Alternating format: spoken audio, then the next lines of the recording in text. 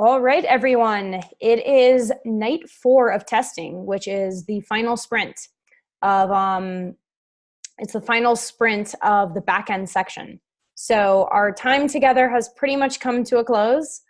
Next week will be your project week. I will be seeing you on Monday for a brief kickoff lecture, but for the most part, I'm going to be in the background. So yeah, let's do one more lecture together and then off you guys go. So tonight what we're going to do is we're going to look at a little bit of front end and back end. So there are a couple front end topics that we still have yet to cover. The first topic isn't really necessarily front end specific, but the first topic we're going to be talking about tonight is actually mocking. And so you'll see what mocking is in a minute. We'll talk about it in the context of front end, but it really applies to both sides of the stack. I also want to talk briefly about snapshot testing, which is a front-end specific technique that is pretty cool that I think I briefly mentioned last week, and now we're going to see what that looks like. And then the bulk of the lecture will be discussing async testing and back-end testing and API testing. That's what the homework tonight is all about. That's what your sprint challenge is going to be about. So that will be what we talk about for most of the lecture today. So let me go ahead and share my screen, and we can jump right into it.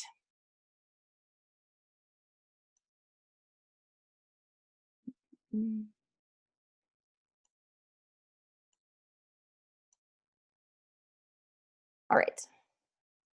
So here is training kits for tonight. I know there's been a lot of mismatch between what's on training kit and what we've been talking about for this last sprint, and apologies for that. Tonight, some of the info we're talking about, specifically mocking and snapshots, is unfortunately not on here, but the bulk of what we're talking about, the back-end stuff, the stuff that your homework and your sprint challenge will be on, is outlined in here. So you can use this as reference material for that. All right, well, let's go ahead and give me 1 second. Come to CS. I think that'd be fun. I really like CS topics. After I went through coding bootcamp, I took one of those open source Princeton, I think it was Princeton, I don't know, one of those open source CS classes online that was all about data structures, and it was super dorky, but I loved it. So it would be fun for me to come into CS, but I think that part-time 3 will need some lectures on the back end. So I unfortunately will have to stay here in back end land, and you will have to carry on without me. It might have been the Harvard one, I can't remember. I just remember we got to do percolation modeling. But that is unrelated to what we're talking about tonight. So we're going to be working with 2 different code bases tonight, just to give you guys a heads up. The first one is actually your homework from Monday. So this is that testing 3 homework assignment. So we'll be talking a little bit, once again, not doing a solution lecture, but talking a little bit about how mocking and snapshot testing might apply to this. So I would have your copy of this on hand for the lecture. The second, percolation, like how it's totally unrelated to anything useful. It's like how liquids percolate through things. We're just modeling it with data structures. I really shouldn't have brought it up. I'm sorry for getting distracted. Okay, yes. So this is the lock, unlock, gate, close, open thing. Home security at its finest. The other code base we will be working with, here it is. Let me just pop this into Slack for you guys. It's for anyone watching later. It's Lambda School Testing for Mini. So for the back end portion of tonight's lecture, we have this nice little code base stubbed out for us, and we'll be working with that. So just a little heads up that you'll be needing this. There'll be time to pull it down and all that, but wanted to give you a heads up on that. All right, so let's jump on into this. Testing 3 code base. This was your homework from Monday. So we want to explore a couple other testing techniques using this. So the first thing I want to ask you guys is, and this homework assignment really is analogous to the one we worked with on Monday, right? There's kind of these 2 different components, the controls and the display that relate to each other. And then they're captured in one larger component that's going to kind of regulate the state between them, which is the dashboard. So what we talked about on Monday is that a lot of the testing, especially if you're thinking about working with this as a user, a lot of the testing should probably happen on the dashboard, because the dashboard actually is the only place you can see the interplay between the two components. But tonight, we're going to look a little more into some of the stuff you might do with one of these individual components. We're going to start with the controls. So little reminder, the control panel literally just has these two buttons. One button toggles between either saying lock if it's unlocked, or unlock if it's locked, so you can flip them. The other one toggles between opening and closing.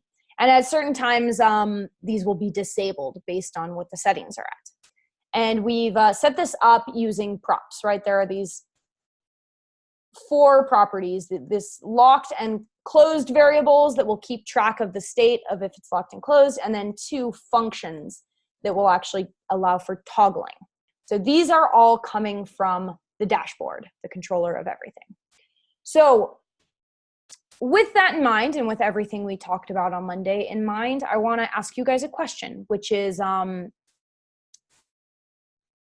what would you test on this?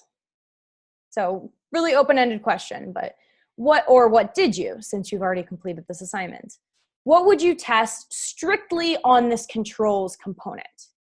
Remember, this controls component does not include the actual display that says what state our gate is in. If it renders, that's always a good place to start with a component. Yes, we definitely want to make sure it renders.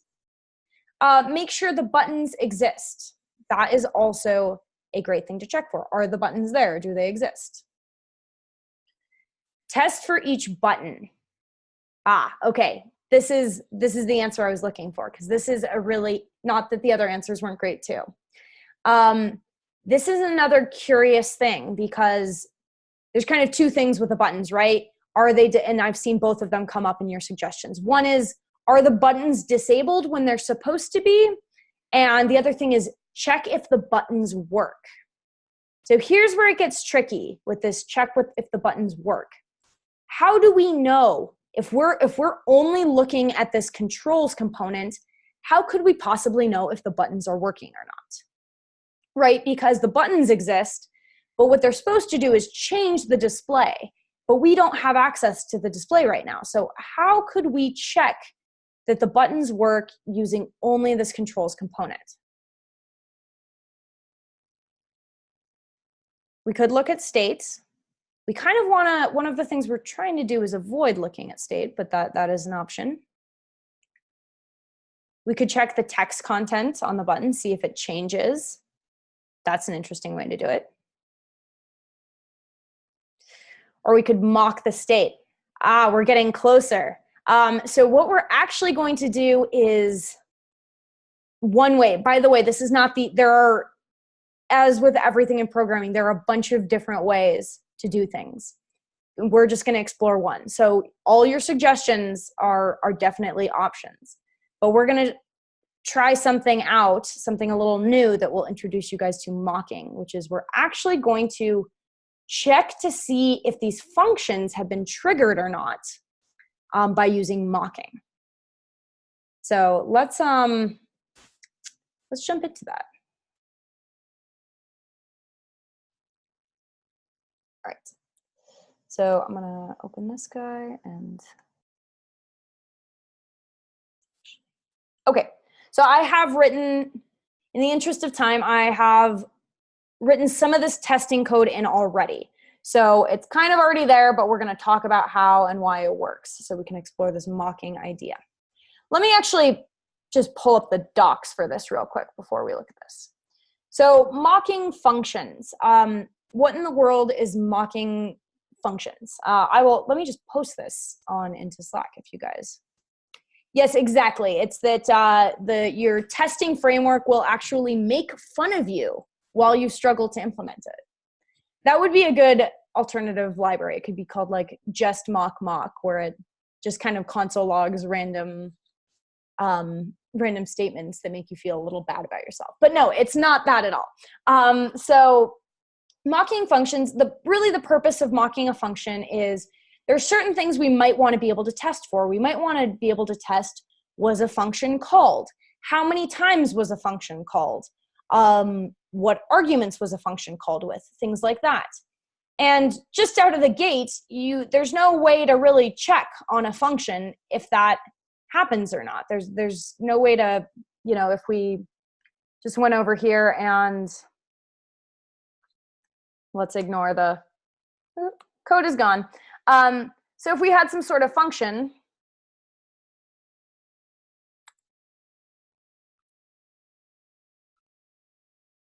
just out of the gate, there's no way to know, I could, if this somewhere off screen is being called and applied and all sorts of things are happening to it, I have no way of tracking it.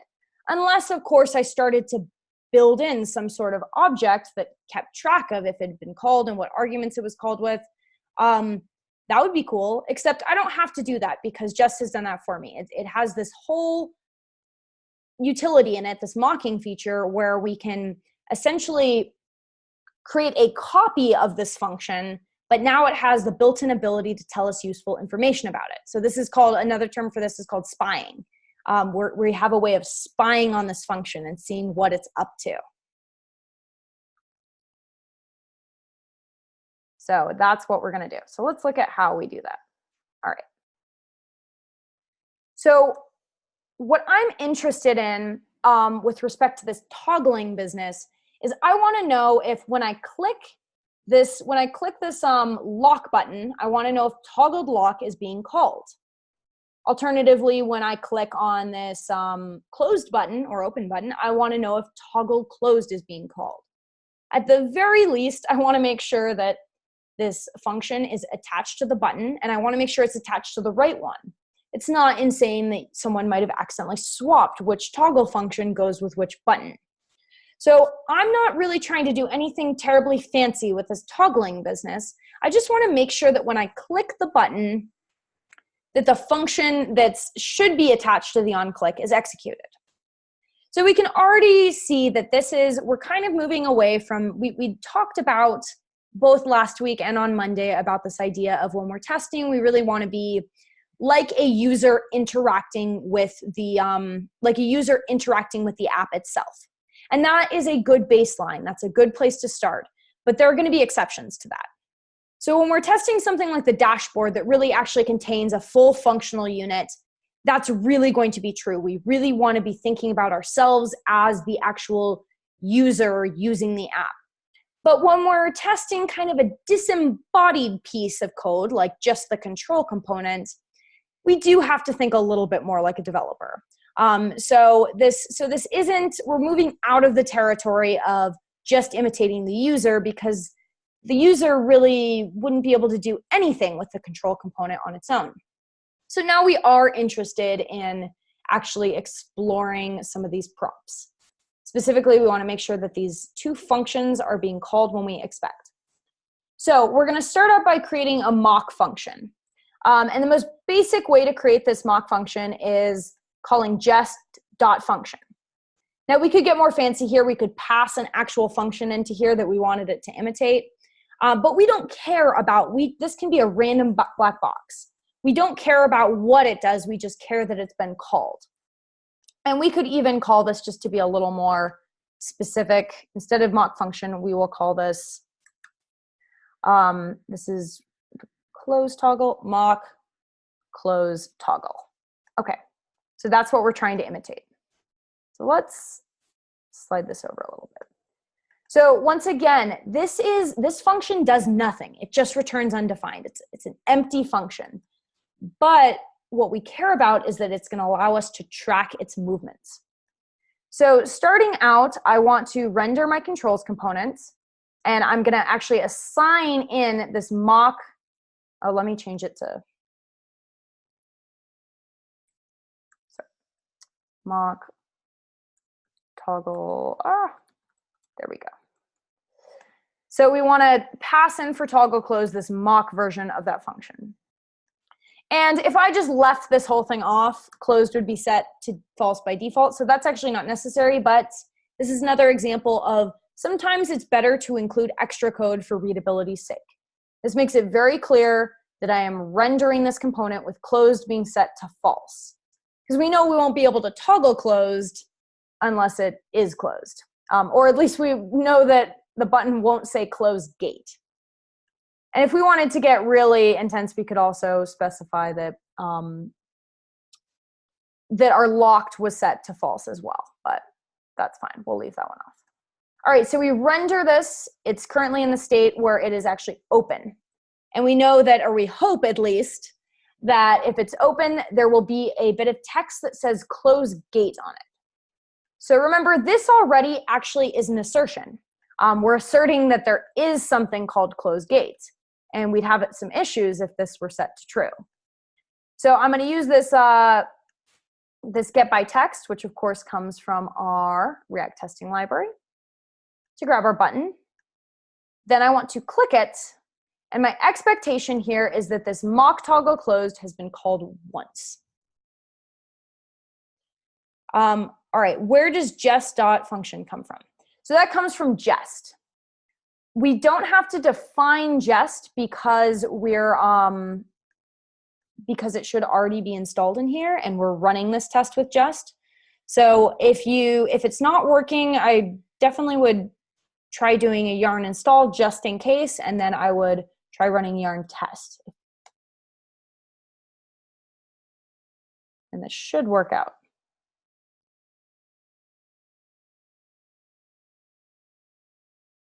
Are you specifically getting an error that just is undefined? Or is there a different error that you're getting? In which case, if you want to share the specific error, we could probably figure it out. All right, let's see what we got here.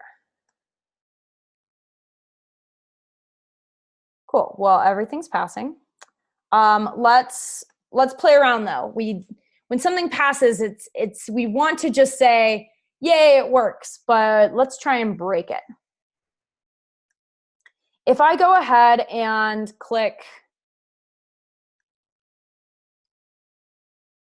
try and click this button a second time,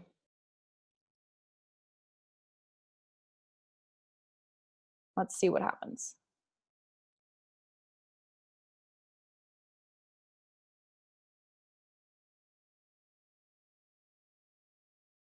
We have, cool.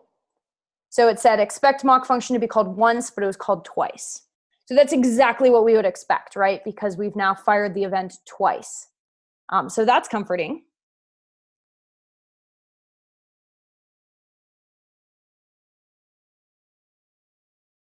Okay, here's an interesting question. If we're passing in the mock function as a mock prop, wouldn't it pass regardless of the actual front end code? Let's try messing with the front end code and see if we can break it. Actually, I'll open this up to you. Can anyone think of a way that we could change the front end code to break this test that we've written?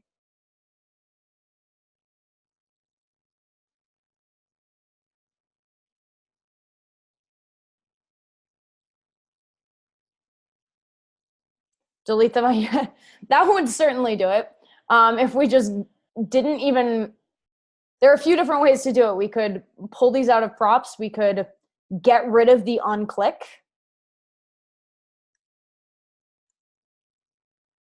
So let's try getting rid of the, we're doing the, which one are we doing? The close gate. So let's just remove the onClick here.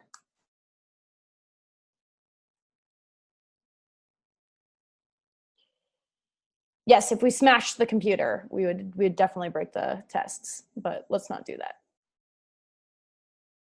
So that breaks it. We should see it's been called 0 times. Another way that I briefly mentioned is if we swapped toggle locked and toggle closed, that should do the trick.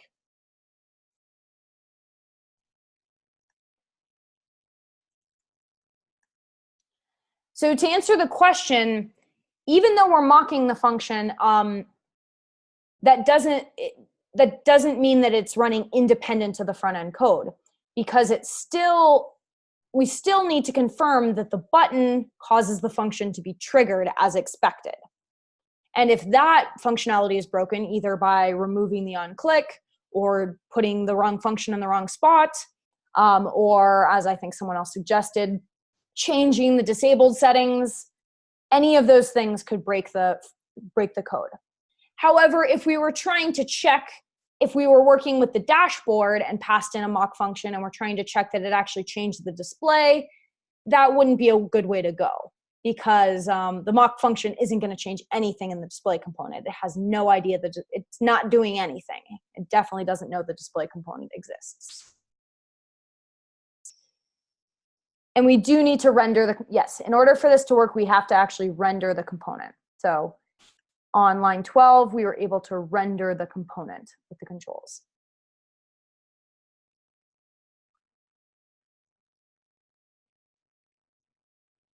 Yeah, and if we just changed the number of times we expect it to be called, that would break the test too. One thing I did when I was playing with this earlier is I just hard-coded in that function is automatically called once at the top. That broke it as well. So lots of fun ways to break it. That's a good rule of thumb, especially if you're not practicing TDD. When you write a test, make sure you break it. Because if you can't break your test, then it's probably not a very good test. All right. I know some of you guys are maybe frustrated because you were having trouble getting this to work on your own homework. I don't want to sink too much time into actually troubleshooting this homework assignment because we have a lot of ground to cover tonight and we got started late. But does anyone have any questions so far about the actual mocking side of this, about the actual mock function business that we just did?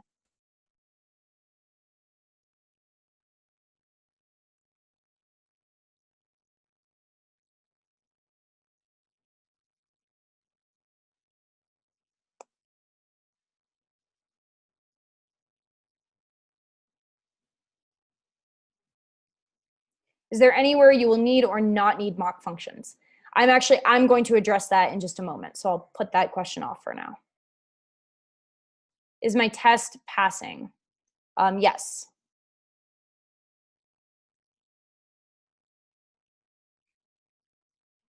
Is mocking another dependency? No, it is built into Jest. So as long as you have Jest, I think most testing libraries have some sort of mocking feature, but I know that the Jest library has a very good one. So as long as you're using Jest, you have it there at your disposal. Is it really calling the function? Like, will the text on the buttons change? So the text on the buttons will not change because the text on the button depends on these properties which exist in the dashboard state. So all it's doing, it's really kind of a cheap imitation of what the real function does. So it's true that this function is being called, but this function doesn't really do much. If we wanted to just put something in there, we wouldn't really be able to mock out how the real function works without having to get into the state, which opens a whole can of worms. But if we want to see that this function is firing, even if it's not changing state, so the name of the button wouldn't change, the display wouldn't change, but we could do something like this. We could pass in a function that just console logs.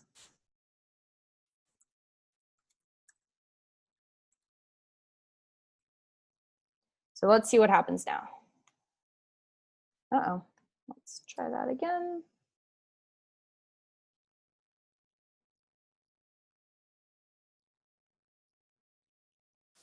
So the function is being called. It's just not doing what the real function would do. And if we fired the event twice, we'd see this console log twice.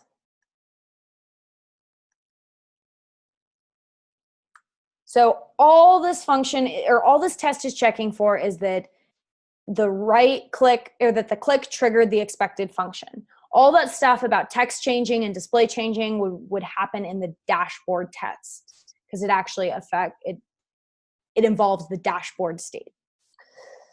So a couple other examples, very similar to what we just did, is This is almost exactly the same. We're just doing it with the log gate feature. And then this final test here, we can see that we not only can check how many times it's been called, we can check that it has not been called. So in this case, we're starting things off with this being open. So if it's open, close the set to false, so it's open, and then we try to trigger lock gate, we know that button should be disabled. And we can check that as well with this to be disabled syntax. So that's useful too. So just another little thing that you could do with this mock function is, this has nothing to do with the mocking. We wouldn't need a mock function to check that the button was disabled, but this expect it not to have been called works because we're using our mock function down there.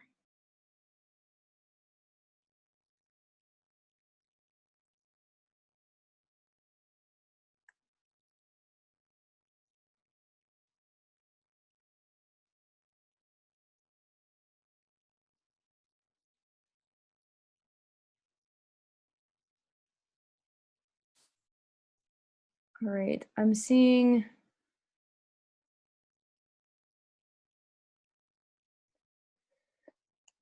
So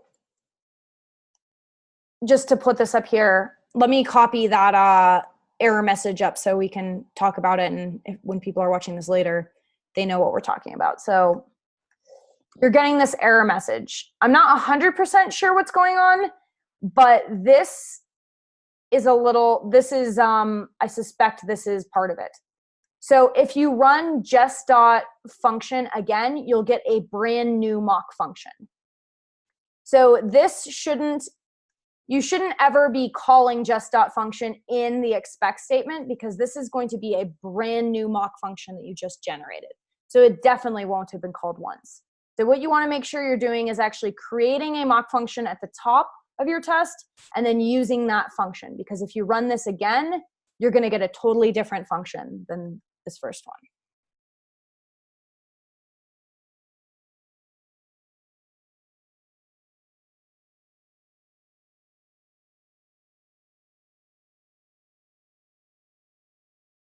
I see that on.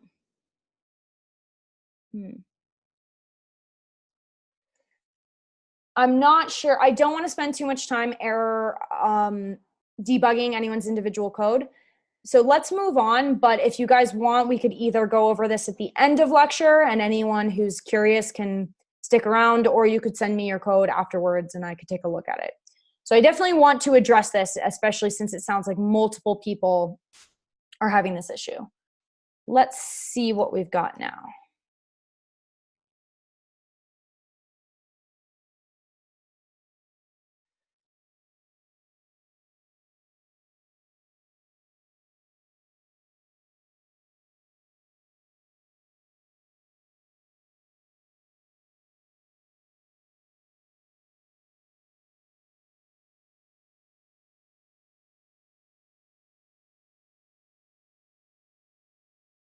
Yeah, I see that you have close equals false instead of closed, but that shouldn't actually break it. It could. I don't know. I can't imagine it would break it, but it might be. So try fixing that. It might just be interfering with the rendering or something like that.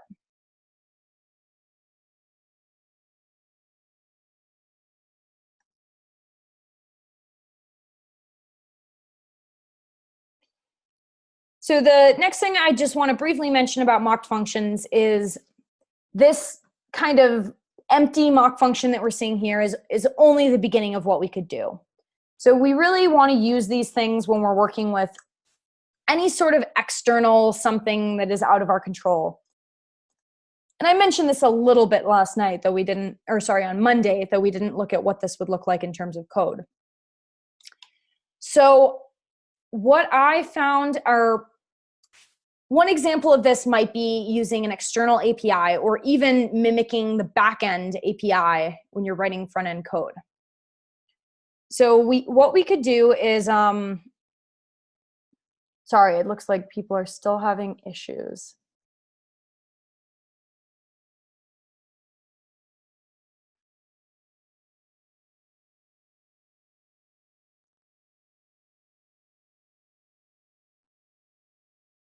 What does, Paul, when your test fails, what does it look like? Can you share that?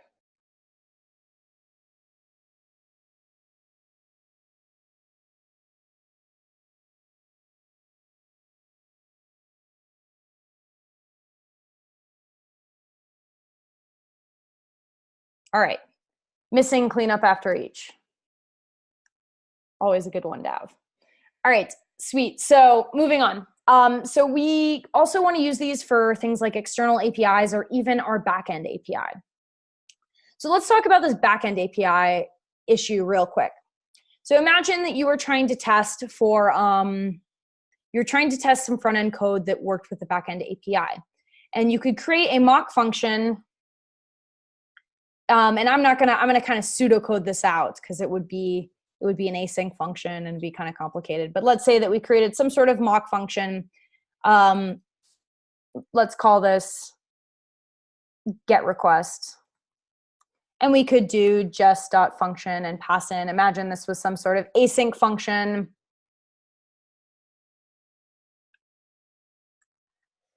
And, you know, it returns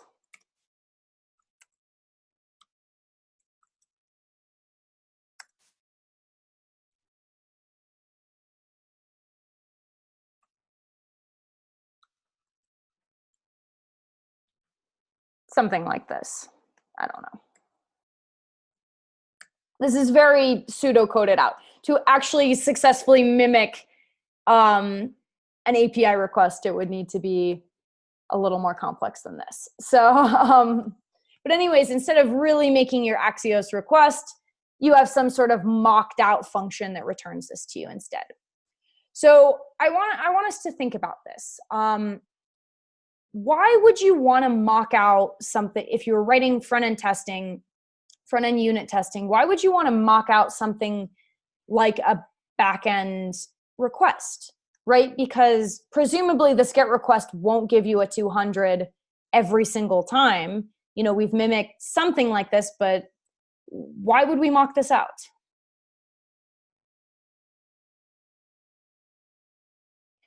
Save calls to the API. That's already a good start. Remember, one of the things we talked about on Monday is we want our tests to be fast. If we're pinging external APIs when we don't have to, that's going to slow us down. So this idea of check if the API really works, this is kind of the opposite of that. Because if we're mocking the API, we have no idea if it really works. We're not even touching it. So that's kind of the downside of it, is that that's maybe at first glance a reason not to do this, is the API could be totally broken and we would be seeing status 200. So you may or may not have access to the API yet, also true. But the deeper reason is to remember different types of testing. If you want to see how the front end and back end work together, that's a task for integration testing or end-to-end testing. But if you're just trying to unit test the front end, you don't actually care if ultimately you do care, but just for the unit test purpose, you don't care if the back end works or not. You're mostly concerned with the format that's coming back. From a front end unit test perspective, what you really care is that the response object is of the format you expect it to be. So if you can write a mocked test or a mocked function that just returns something of the same format, that's more important to you than the content for the purposes of unit testing, so that you can see that you're pulling the status from the right spot and that you're displaying the right thing. And you could mock something else out that has a status of 404 and make sure that it's displaying, whatever error message your front end has. So the purpose of unit testing the front end is really to look at one specific thing on the front end. So for the purposes of that, we don't care if the API works or not. We just care that we know the format of things coming up and that the front end reacts appropriately. So it's totally fine to mock. However, we definitely want to make sure that there are back-end testing that are in place to make sure that this endpoint really does work. And we'll see how to do that later tonight. And some integration or end-to-end tests to make sure that they're properly working together wouldn't hurt either. yes, you would definitely want this specific mock function to be a promise. We will not be going over how to do that, but you could just use a promise library like Bluebird to create a new promise that resolves in the way you expect. So if you're interested in playing with that, just do something like this, but throw some Bluebird in the mix and it should work.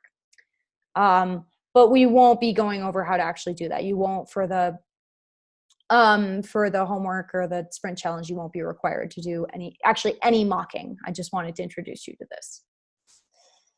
So yeah, the Bluebird docs probably wouldn't show you anything about mocking. It might be in the docs of Jest, but you might have to kind of synthesize the two things and figure out how to put them together. All right, enough about mocking. Let's talk about, here is our kind of last front-end topic, which is snapshot testing. So the first thing, let me actually just pull up a blank bit of code here so we can, I'll just do this at the bottom of controls. All right. So imagine if you were testing a pure function. We could just use some basic math stuff. Always a good way to go. We're not going to get fancy at all with checking types, just, oops. And we can throw on a, oops, why is this mad at me? It's probably mad because this isn't. All right, and then we'll do multiply.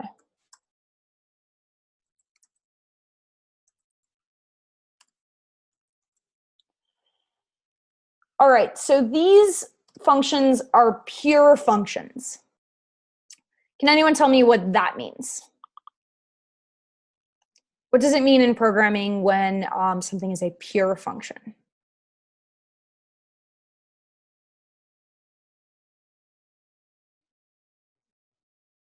They've been blessed by the Virgin Mary. Exactly. Input always returns the same output. Okay, that is the real answer. And if you guys haven't been introduced to this concept, it's a useful thing to know. It's one of the premises behind functional programming, which I'm a fan of, and I encourage you to check out if you haven't. But really, all it means is that we know that the input, it will always return the same output. Another way to think about this is it doesn't rely on any variables that exist outside. There's no, if we had const z equals 6, there's no, so I just turned this into a not pure function because we have no idea, we cannot guarantee that this will always return the same output because who knows what's up with this z business. So what's nice about a pure function is that, let me get rid of the z. So if we were trying to write some tests for this, we might write something like expect add to be 7. And we know that even if I refactored this in some crazy way, let's do multiply actually. So we expect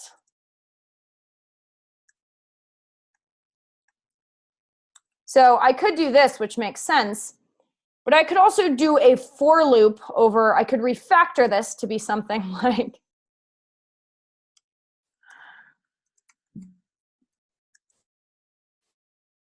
I don't know, I feel like I'm gonna mess this up if I try to do it. But imagine I did some crazy for loop where or some reducer where I iterated x times and added y together that many times, because that's technically what multiplying means. It would be a very convoluted way of, or I could loop through this one and just add 1 that many times.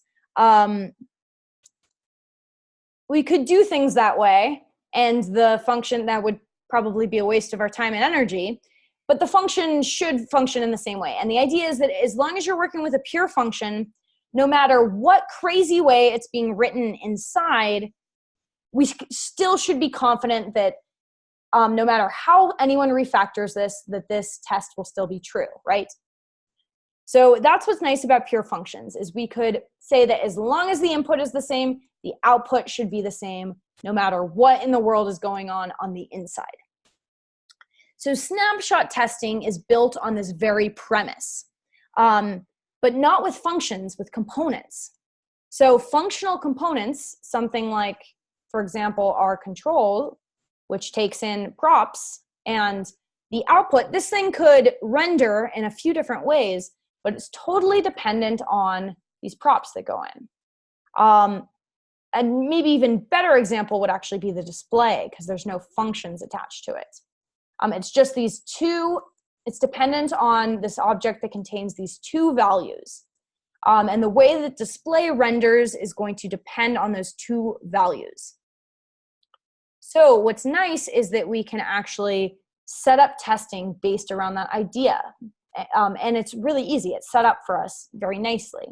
The idea that no matter how we refactor exactly what these things are called or what the names of the classes are, I guess the classes would be important, but it's going to render the same way as long as we pass in the same starting values. So let me show you what that, I'm kind of just babbling about this snapshot testing. Let me show you what that actually looks like, and we'll do it on display.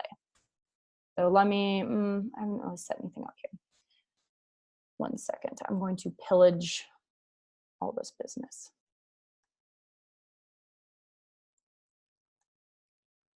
Oops. Display spec.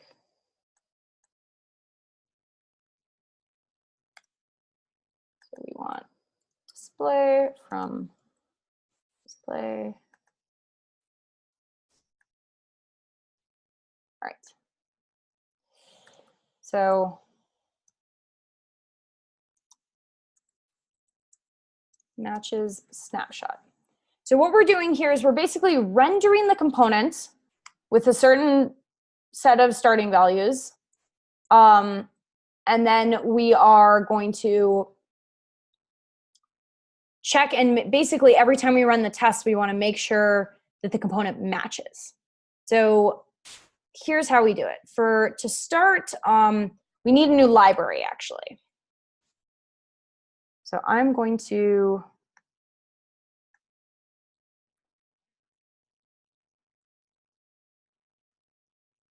go ahead and do yarn add React test renderer.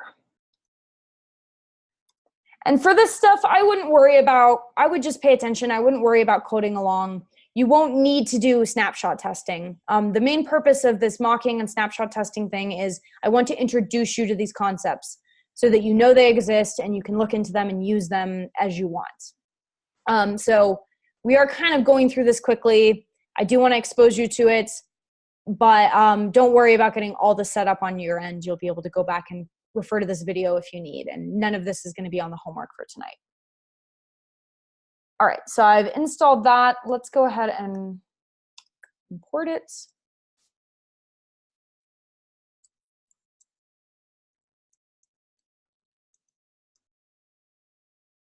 Okay.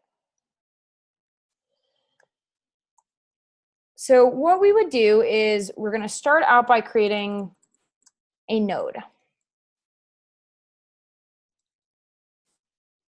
Very similar to the render that we're used to doing on our other tests. Oops. There we go. Right. And then what we would do is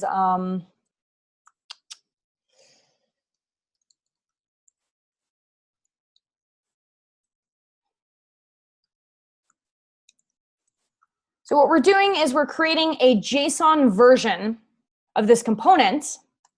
And then we want to just, every time we run our tests, make sure that that JSON version hasn't changed. It should be frozen.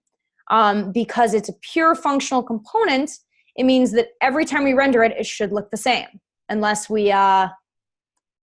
of course, we change the props that we're passing in, which we'll play with in just a second. So let's see if we can get this guy to work.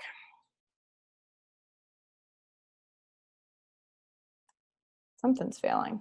That's not good. Why? Expected comma? What have I done? Oh, thank you. There we go. All right, let's try that again.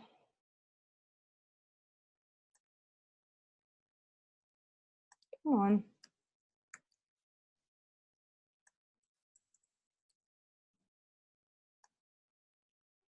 Is it watching or what's going on here? Oh, I think it ran, but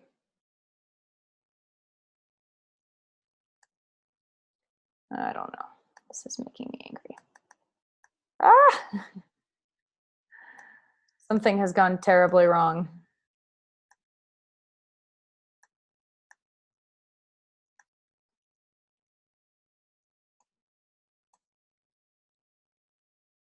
Goodness.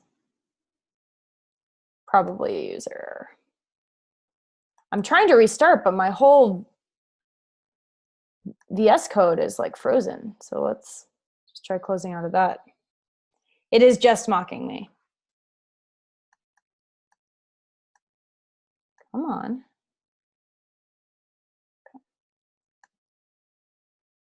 All right. Let's try that again.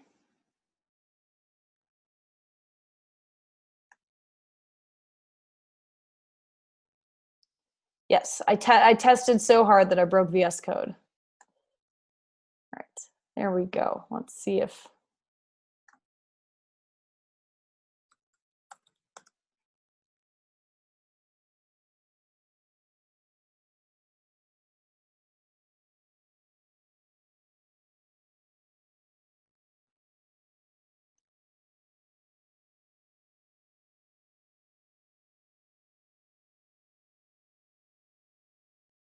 I'm just gonna say no.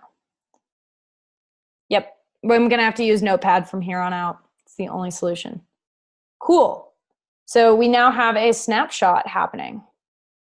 So what has happened is that we've created a JSON version of this.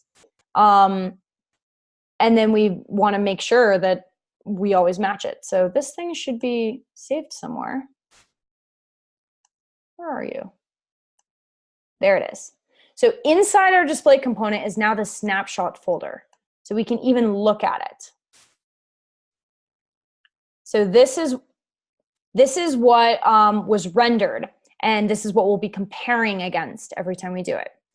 So in order to break this, if I just change something, like let's say that, how could we break this?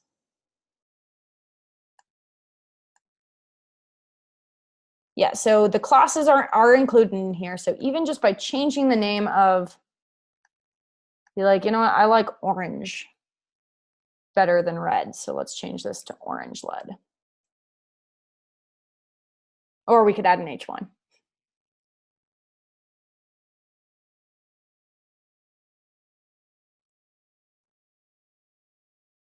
Uh-oh. That's not good. Oh, I think it's because, why in the world did that pass? Okay, because this version only has the green. So let's change. I see. So let's change, we don't need controls. Let's go ahead and change green to blue.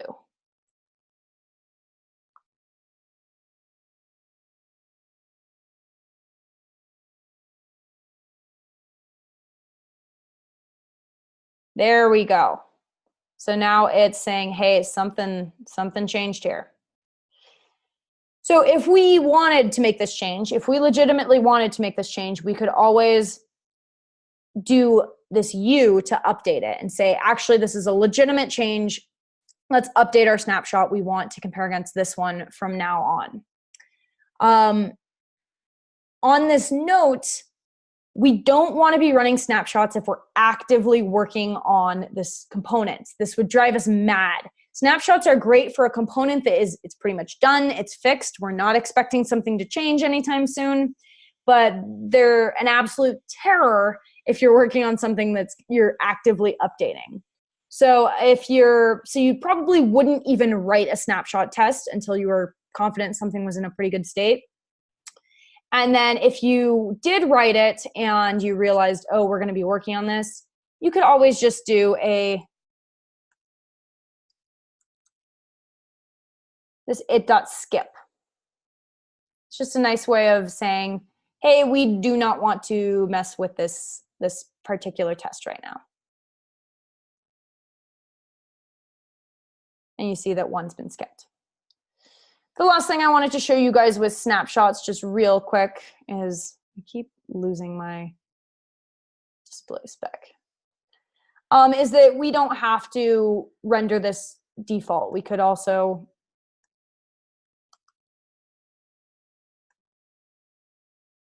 snapshot with values. I could name this something slightly better. And we could put in, what are these things called again? So locked and closed. So we could always set closed equal to true. And then maybe we could do one where they're both true. Oops, that's not going to work because I've skipped right now. But you guys get the idea. So a thorough snapshot testing of something like this would include every combination of the two different. So you'd probably want 4 snapshot tests on this display component with every combination of these 2 variables. And what's really nice about this is it's just an extremely easy out of the gate way to make sure that your component hasn't been tweaked in some unexpected way. So let's see, benefits of snapshot testing. I kind of just said it, but it's really easy to set up. It's just a really easy, quick catch-all way to say, hey, has anything changed? You really would want both. So in some ways, if you want the easy way out, you could just do snapshots because they're so easy out of the gate. But the problem with the limitation of snapshot testing is that it doesn't really tell you that it was ever working correctly. It just tells you that it hasn't changed. So in tandem, there's this really nice coverage that you get. Whereas your more like let's click around type tests will say, okay, this is really behaving the way we expect. And now that that's set up and we're confident in that, we can just do this kind of catch-all and nothing has changed. So really both types of tests together are going to give you the best front-end coverage.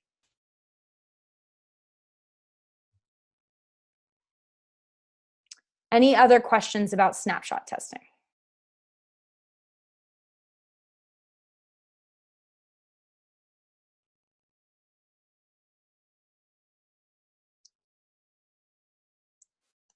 All right, well, let's go ahead and take our break and then we'll come back and talk about backend stuff.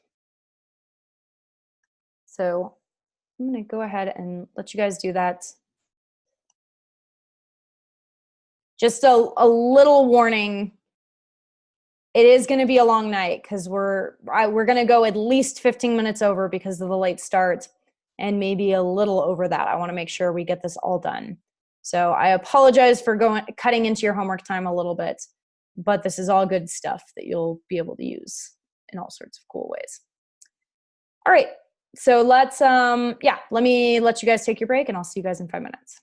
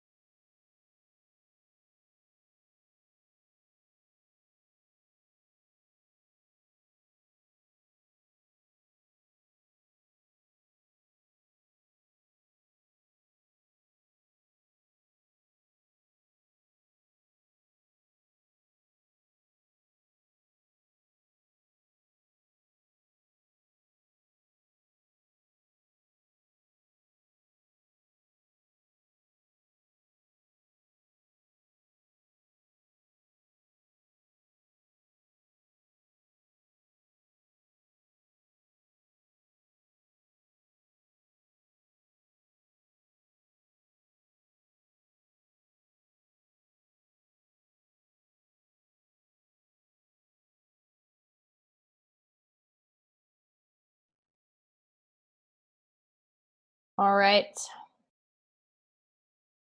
We're going back to backend land. So I hope all your cumulative knowledge about requests and connects and databases is still fresh because we're back there. All right, so we will be, for the rest of the lesson, working with this code base. So I think did I send this already? I don't know. I'm sending it again. No more 7 seconds left. Now there's 5 minutes left on the break, but too bad. All right, so I just reposted this in Slack. Make sure that you guys all get this cloned down so that we can work with it together. So I kind of encourage you to not code along too much for the first half, but definitely code along for this portion, and I'll be giving you enough time to catch up and all that fun stuff. So let me fork and clone this myself. I'm still on my, one of those is a group that I was in when I was in coding school, like 3.5 years ago.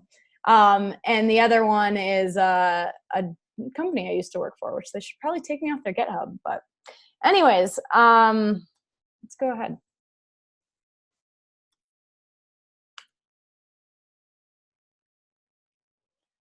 All right, and then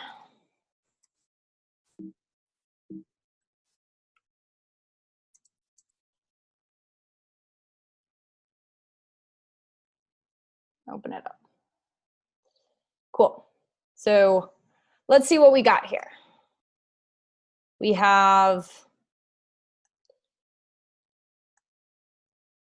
just getting reacquainted with node code. We have index.js is pretty much just as our listening, and we're importing our server from this API server file.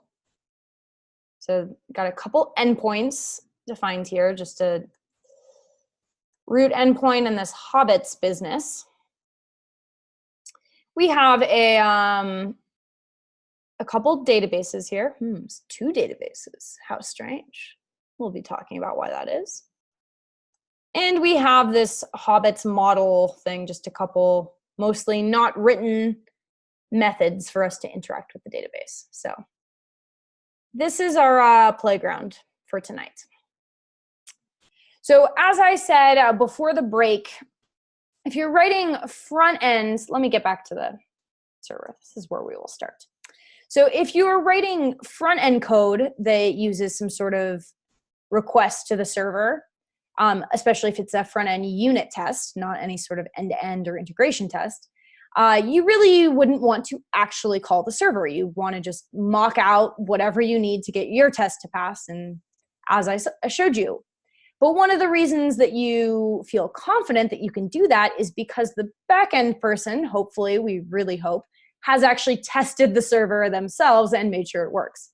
So now we're on the other side of that. If we're in front end land, we can just mock out that kind of thing. But if we're in back end land, then it is our responsibility to make sure that these endpoints do what they're saying. So that's what we will be playing with.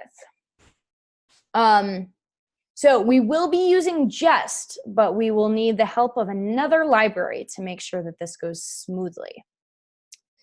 And there are really a bunch of ways we can test. You know, we definitely want to test the API layer. So we want to test, actually ping these requests and make sure they're working.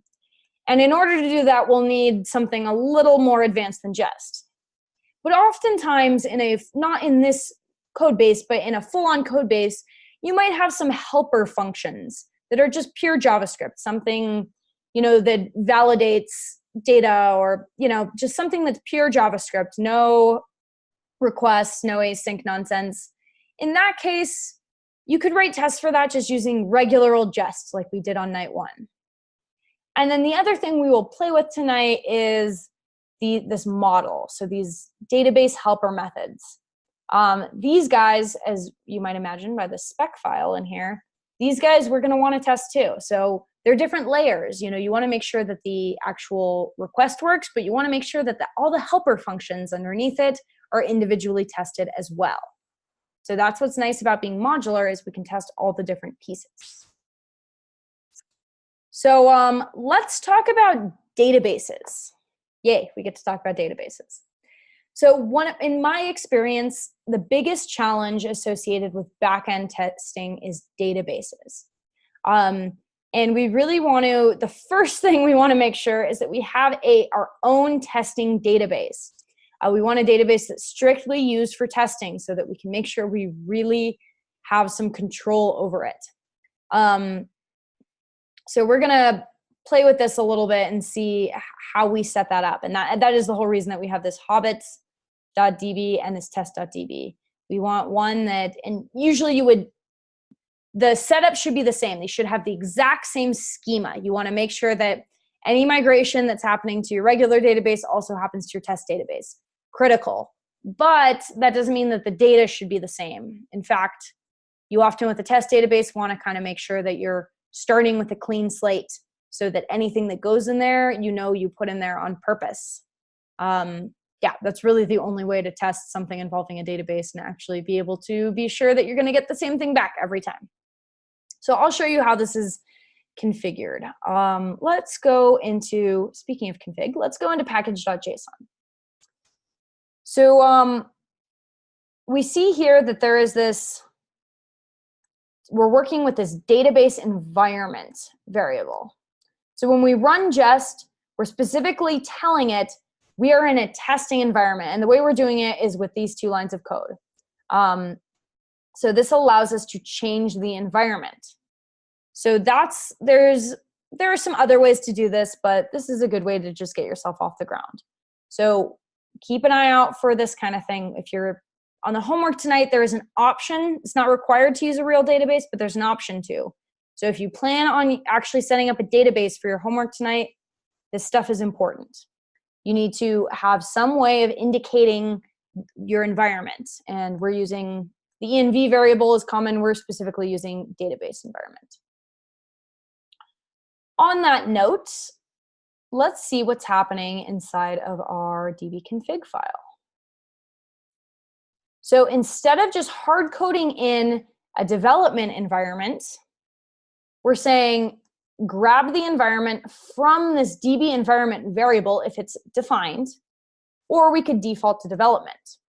So what will happen if I just spin this up, right? If I just do a yarn server command, is we'll use development. However, when we run our tests, this variable is defined as we saw in our package.json. And so our DB environment will be set equal to testing. So on that note, can anyone guess what we're going to find when we look inside the actual connects file? It's kind of a tricky question, but based on what we see in this DB config, anyone want to venture a guess on what we're going to find inside of this connects file? It might be a little more complicated than what we're used to seeing.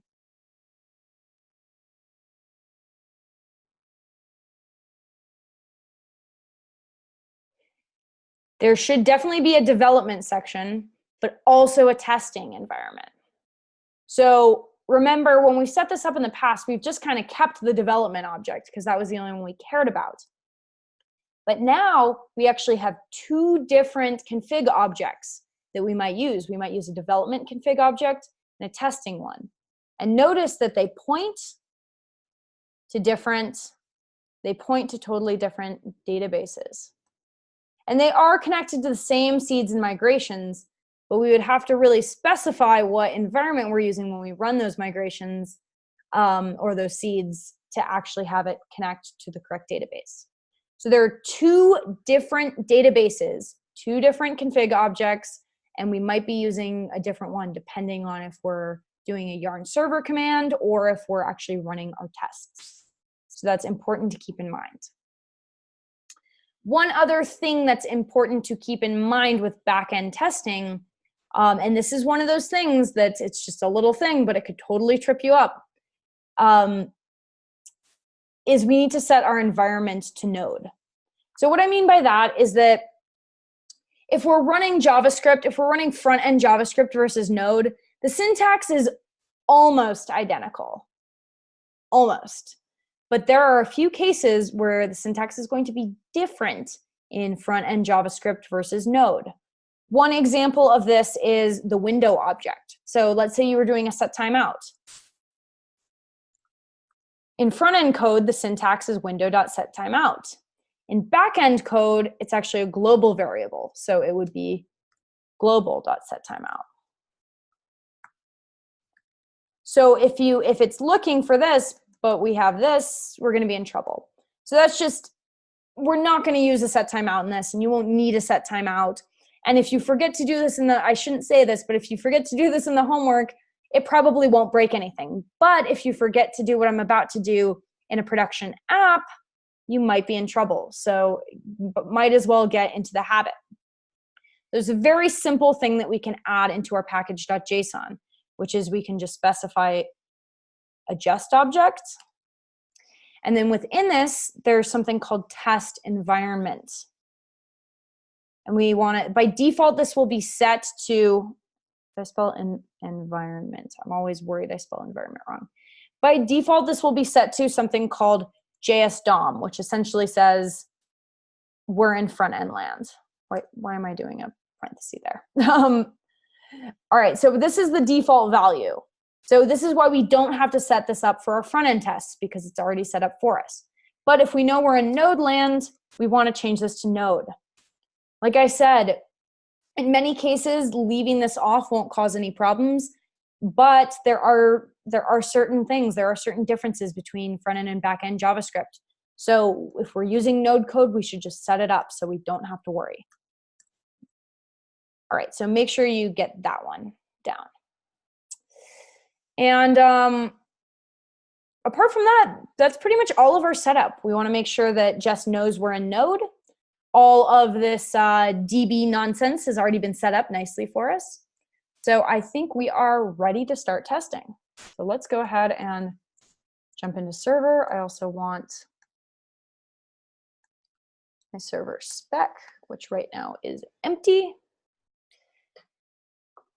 So as I said, there's one dependency that we really want to make sure that this API testing goes really smoothly, and it's called super test.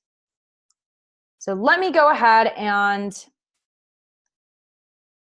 install that if I haven't broken VS Code again. So let's do, come on, yarn add super test -- dev.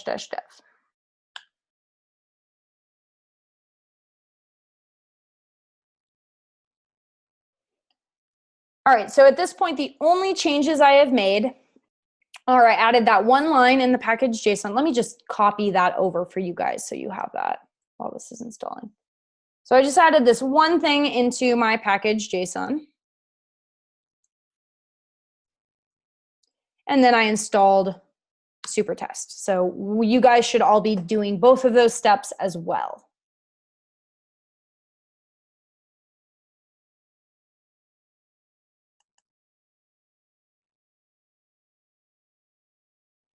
And then once we have that, we're ready to go. So I'm going to require super test, and I'm going to call this request.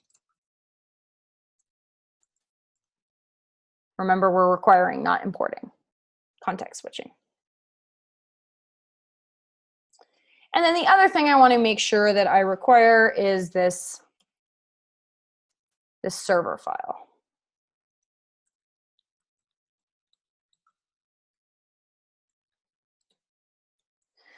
One thing I want to note to you guys is that, so there's something kind of weird going on here where we set up the server, we never did server.listen, and then we exported it. And then in a totally different file, we do server.listen. It's really important that you set up your server this way if you're doing tests, because you want the server object in your test. It shouldn't be listening. Otherwise, every time you ran this test, if, for example, at the bottom of this file, it said server.listen, port 4000 or whatever, what would happen is every single time you ran your test, it would start to listen on 4000. And then the next time it would try to listen again on 4000, and you would get port in use errors. So the server thing, it needs all of your endpoints defined on it, but there shouldn't be a .listen. It turns out that the super test will spin up a fake little, it will basically spin up our server in an independent little environment. So make sure that your listen exists somewhere else, or else you will have trouble with this. Supertest is a dev dependency.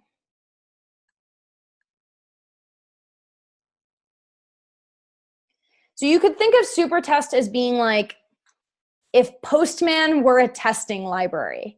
So what we do manually with Postman to manually test, we're now going to be mocking out using the Supertest library. So that kind of like I said in front-end code that you want to think about you as a user actually clicking around the app, we can now think of ourselves as backend developers manually testing with Postman, but we'll automate all of that.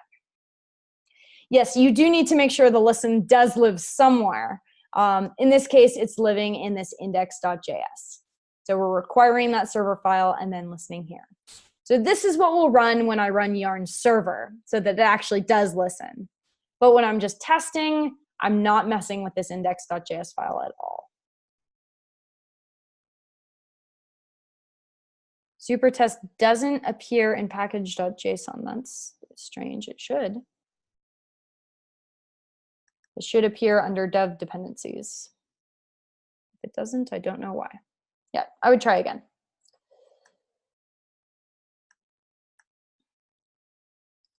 All right. Are you guys ready to, should I give you guys a second more to catch up, or are you ready to start writing some tests? I'm gonna at least set up my describes here.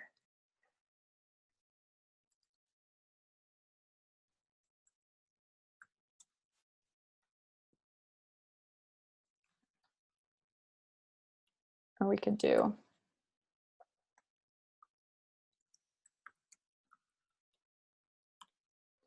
So we could do a whole test suite for all of our route handlers and then individual tests for each one. So the first one is this get slash.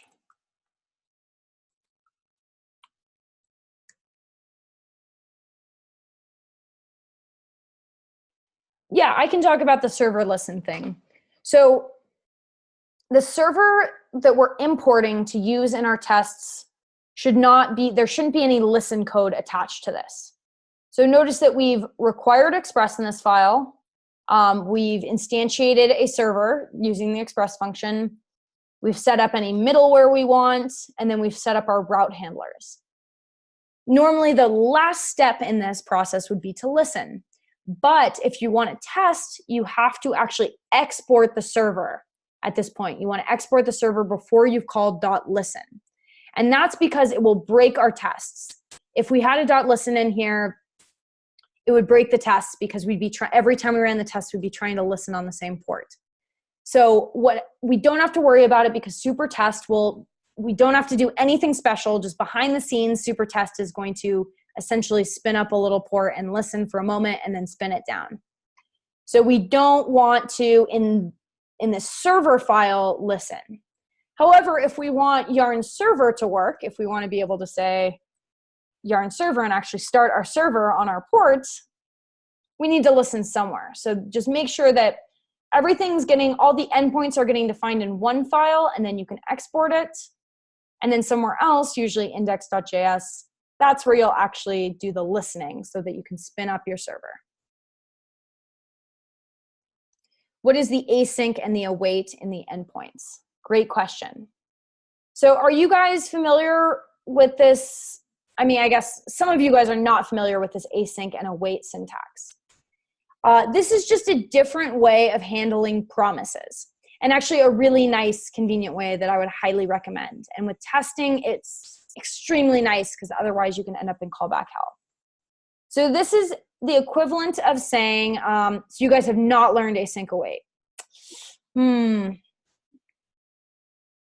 Part of me is tempted to just refactor this without it, but this is also really useful. So I'm going to take a minute to talk to you about this. So let me show you what this code would look like in the syntax you're used to seeing. So hobbit.getAll is a promise. So or hobbits.getAll. So we would do a.then.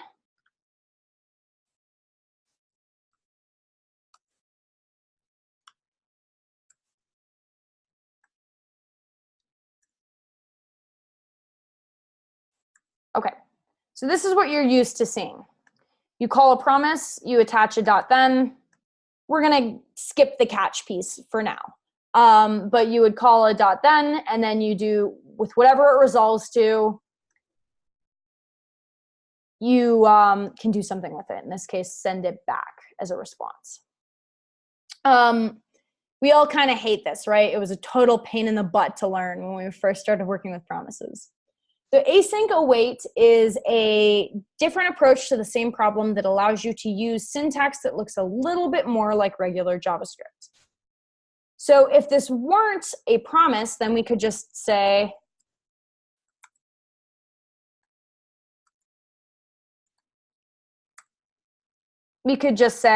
okay, well, this get all is going to return rows. So we can save this and then use it later. The problem is that this don't actually return rows because it's an async function. We would say instead that it resolves to rows eventually. So a way around this is to use this word called await. So what await does is it says, wait until this async function is done doing, everything else is done doing its thing. Once this resolves, then store the result in rows. And then we can use rows just like a regular variable. So this is the same thing as a dot then. We're just saying wait and then store what it resolves in this new variable. The trick is that you have to, any function that contains the word await, you have to put the keyword async in front of it or it will not work. The equivalent to catch in the syntax is actually good old-fashioned try. So this is where the sleekness kind of gets a little ugly. So you would do, instead of doing a catch, you would do try, and then you can do a regular old catch, your error, and handle it down here. So down here you could do res.status 500, send the error. So this is a different syntax. I'm actually going to do a poll. I don't want you guys to get all tripped up on this. So we're going to do a poll to see if you guys want me to refactor everything using promises, or if you want to play around with this async await stuff.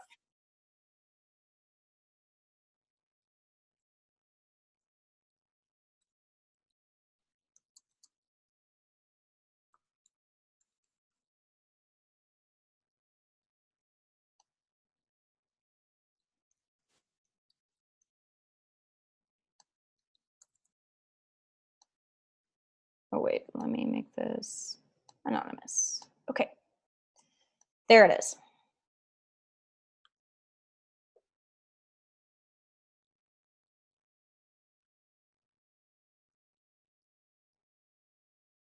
All right, it seems like async await is winning by a serious margin. I don't think promises are going to catch up. And plus, I kind of want to do it with async await. So async await it is. Thank you, guys. All right, okay, so we've gone over that. I'm not going to do any of the try catches. You would want to do the try catches if you're really doing this, but we'll cheat and just assume that it's not going to throw an error. All right, I guess we have two copies of the same thing now. Scared of one. All right, it is time for us to write some tests. Cool. So this is how it works.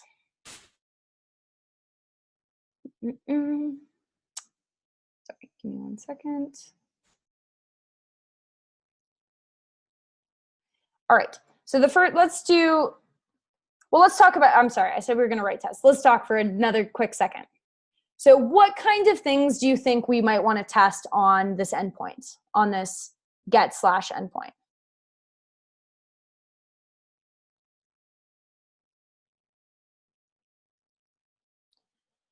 What type of things might we want to confirm on this endpoint? Does it exist? Yes, that would be good. Status code, absolutely.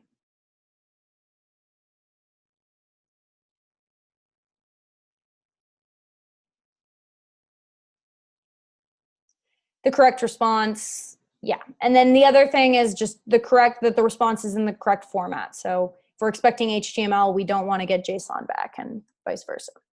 So let's set up some tests. I'm going to start off with status code.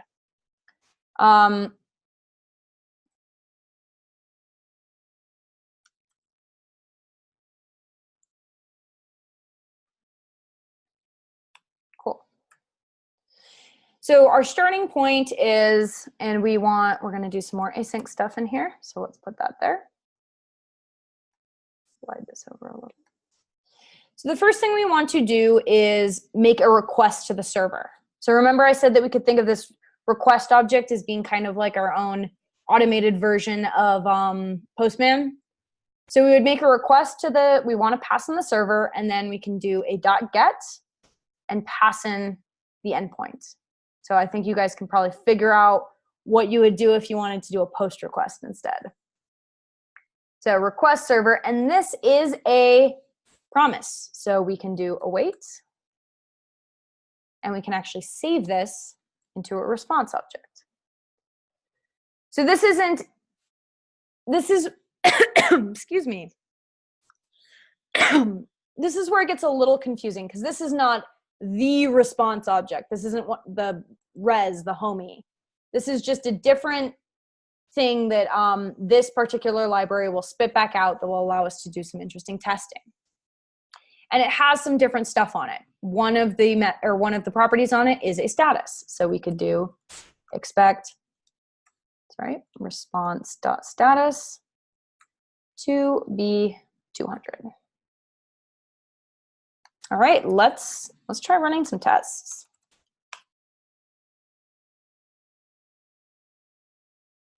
So it's a fake Postman, basically. Or what I would more say is that Postman and this library are both faking out the same thing.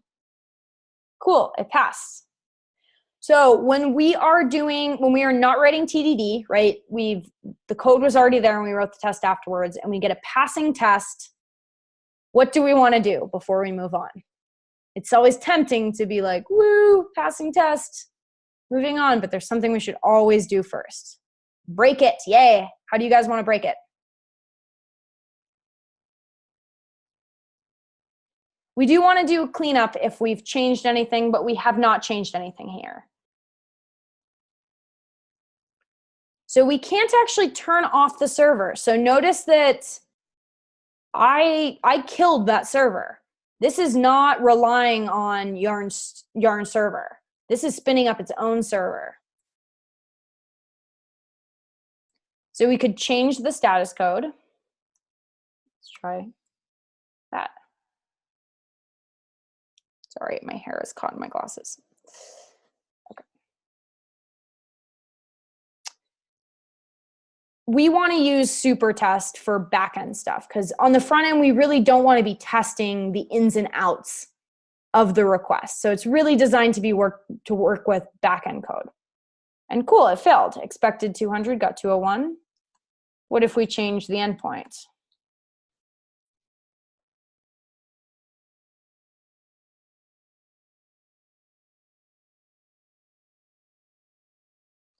So we'll automatically get a 404 if it's an endpoint that we haven't written.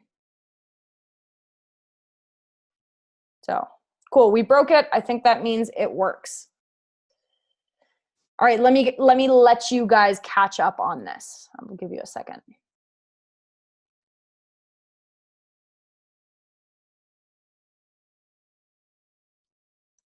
Someone's getting an odd error. So why does it have its own server? I'm not quite sure what you mean by that question. Could you possibly rephrase it? Are you referring to this thing up here, or?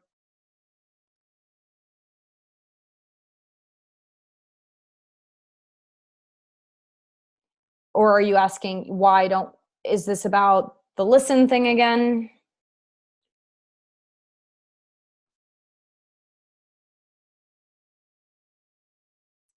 So essentially what needs to happen is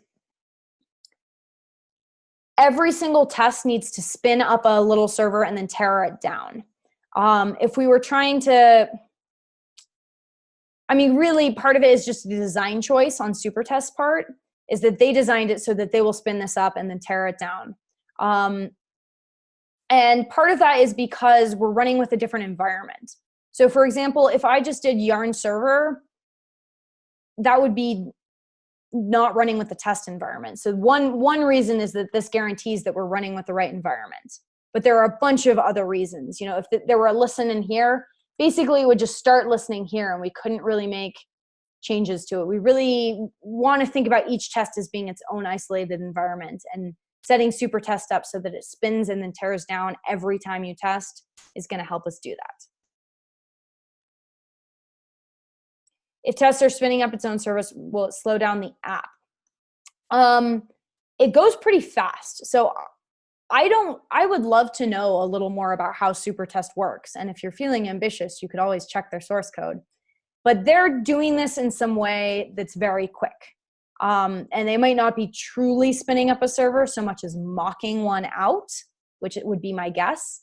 But whatever they've done, they've designed it so it goes fast.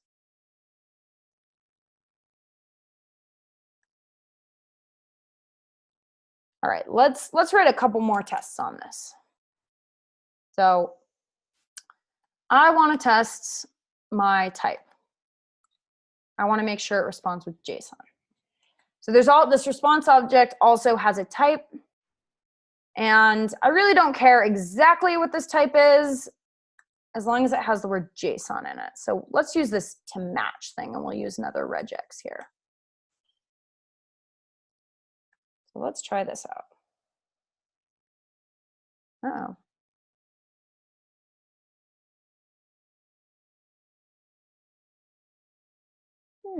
What's something somewhere has gone wrong. Oh, let's throw that in. That might be it. Sweet. All right, how do we break this test?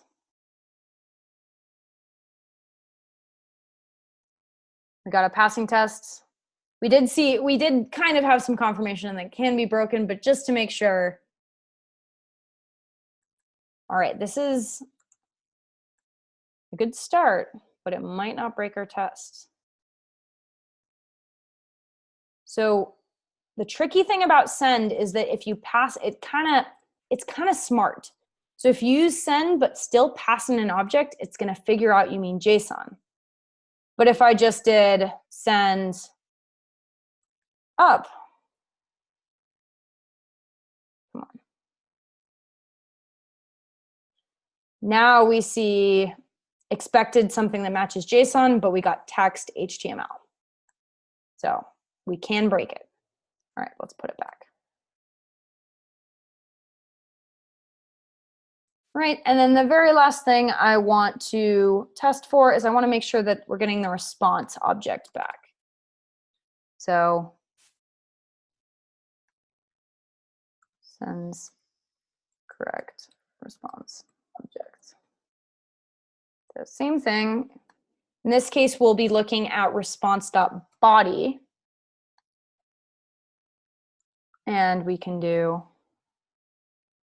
just copy this over.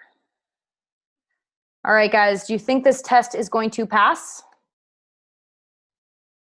It'll probably run before I see her. I'll give you a hint. It won't pass. Why won't this test pass? What have I done wrong here? Awesome. To equal. Yep. So remember, to be is a exact match. That's like doing double or triple equals. It's saying, is the reference the same? So if you're ever trying to match an object or an array or a function or something like that, you always want to do to equal. Now it's just checking, does it have the same key value pairs? Sweet. So we have a full-on test suite here. We've confirmed our status, our response type, and our response object. Questions?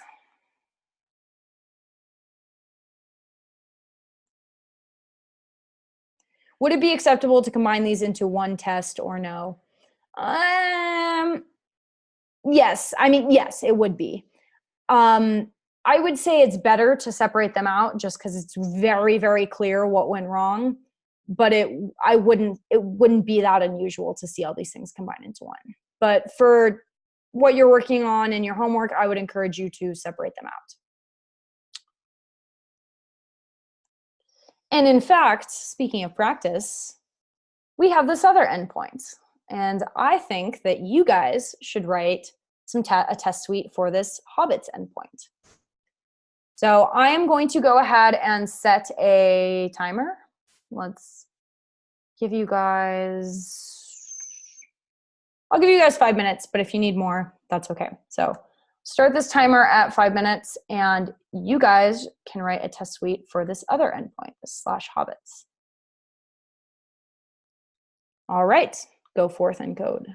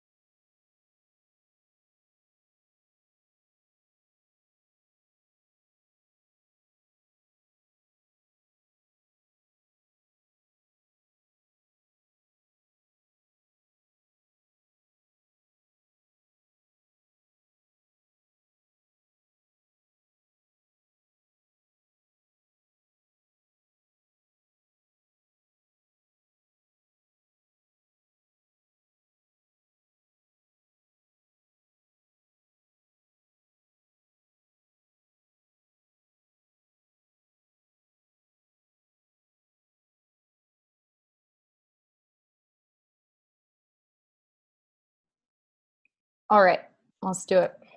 So it's going to be pretty similar to the last endpoint we did. So I'm going to shamelessly copy and paste this over. Let's put these away for a moment. So I'm going to change this. The first test I can honestly leave exactly the same. I'm expecting, well, no, I can't. I have to change the endpoint. But apart from that, I can leave it the same because I'm still expecting a 200. Same here. I can just change this. I'm still expecting JSON back. But this third test is where things get kind of tricky because I don't know exactly what I'm expecting back. I'm expecting back rows of hobbits, presumably, but I don't know exactly what they're going to look like. That's going to depend on what's in the database. So there are a few different ways that we could try and figure this out. Let me just comment this out for now. Bring the terminal back up. And so I'm going to actually go ahead and do a, well, we want this to be the right endpoint, first of all. The perils of copying and pasting. All right, so I am going to, I'm going to go ahead and actually start my server.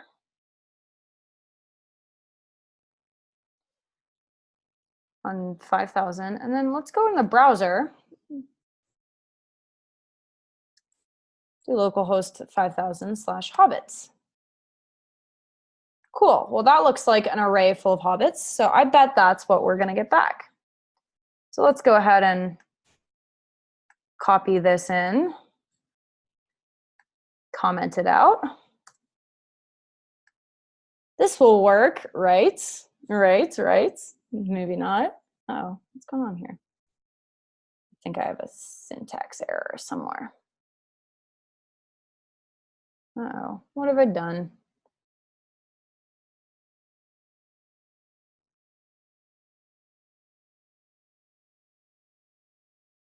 Yes, probably the easier method would be to leave it blank and wait for the test to tell you what it's expecting. But there's a reason I did it this way, which is to show you guys that this isn't going to work out the way we hope.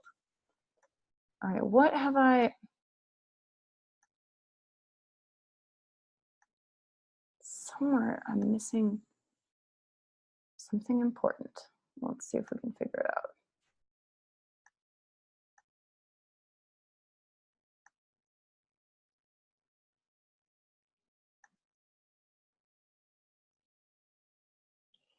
So this isn't checking the schema of the database so much as it's checking what is, oh, I see what I've done wrong. I have a describe within a describe that's not supposed to be a describe within a describe. All right. So we're not so much checking the actual schema of the database as checking what's inside of it, because we're just doing a GET request. So it's going to tell us, all right, so I fixed that, but this failed. We got an empty array, but we were expecting these 4 hobbits. So what happened here? Why is it that when I mean, clearly over here, I made a GET request to /hobbits, and I got all this nice info back. But then when I tried to mock it out, I got back a blank array. Ah, one of you guys got it. There are 2 databases, right? So this is where it gets tricky. You got to think about what database. When we start up, because when I ran Yarn server, I didn't specify the environment, so it defaulted to development. I could have explicitly said I want to do Yarn server with the test environment if I wanted to, but by default it's going to be development. However, here we're dealing with testing, and it turns out that there might not be anything in the test database. So it's totally fine for us to say, okay, well, really, we're actually just expecting a blank array. or we could do dot length to be 1. If we wanted to really do this test properly, we'd probably, at the start of this test, actually insert some stuff in the database, but you'll see how that works a little in just a minute. So we'll leave this one be. I think you guys get the gist of how to do this. So let's move on to a post endpoint. And now we're getting a little TDD, right? Because we do not actually have a post endpoint. Wait a minute, I didn't mean to do that. I meant to close that one. So, but we can, even though we don't have a post endpoint, we can still start some tests. So we could do describe. How did I word this before? So post to /hobbits.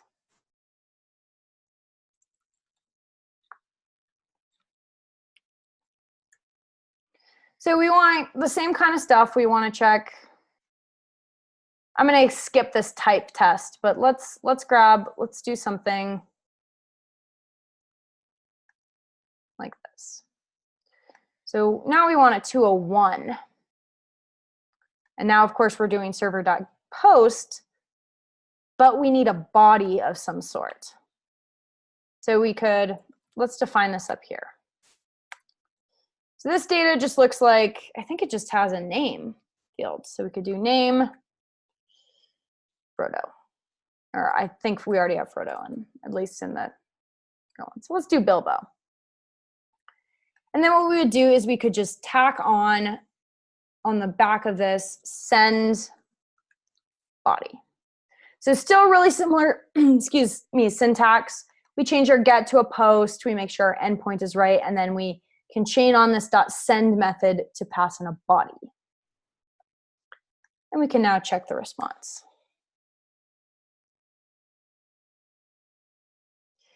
So we might also want to set up a test where we expect to see a 400.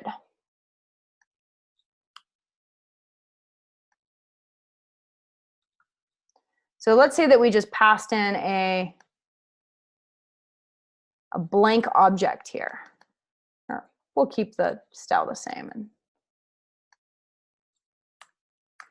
So in this case, we might say, well, we know that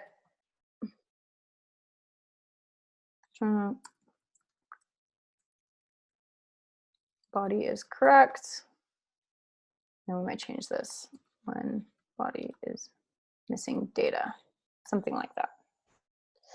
So now we've checked out 2 different scenarios, right? Because this request now it's going to respond differently depending on what we give it. And we would expect a 201 if we pass it a correct Hobbit object, but we might expect a 400 if we just pass it a blank object.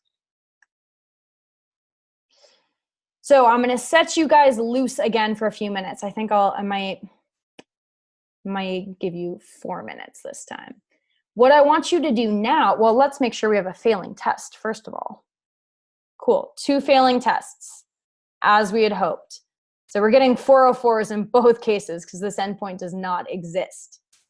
So I would like you guys to now, in the spirit of TDD, write the server code for this endpoint that will make this pass. So nothing you haven't done before. So let me give you, we'll do 4 minutes this time.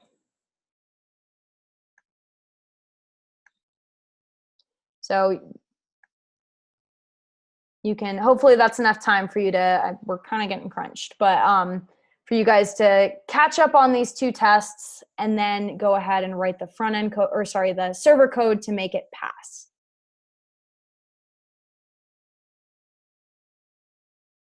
And if you don't get it all the way done, that's fine. We'll go over it.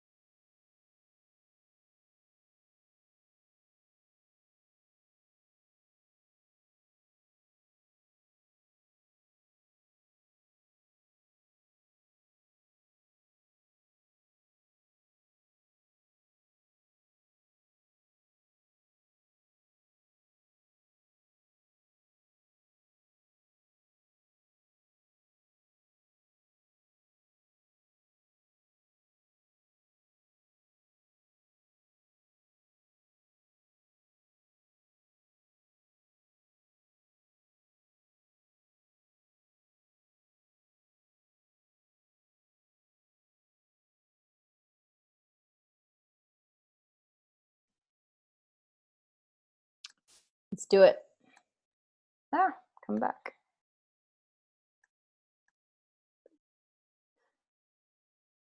Okay, so first step, we have these two cases, right? We want to know if the body has been sent correctly to us or not. So we already have this Express.json middleware set up, so we know we can grab the body. Yes, I keep stealing 7 seconds from you. It's my favorite thing in the world. We could even call this Hobbit. We're hoping it's a Hobbit.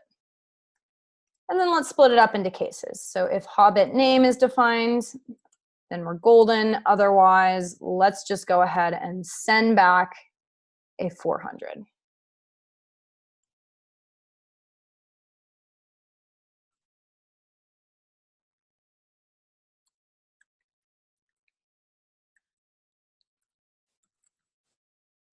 Something like that. So ideally, we would also want a test that actually checked for this error message, but we can skip that for now.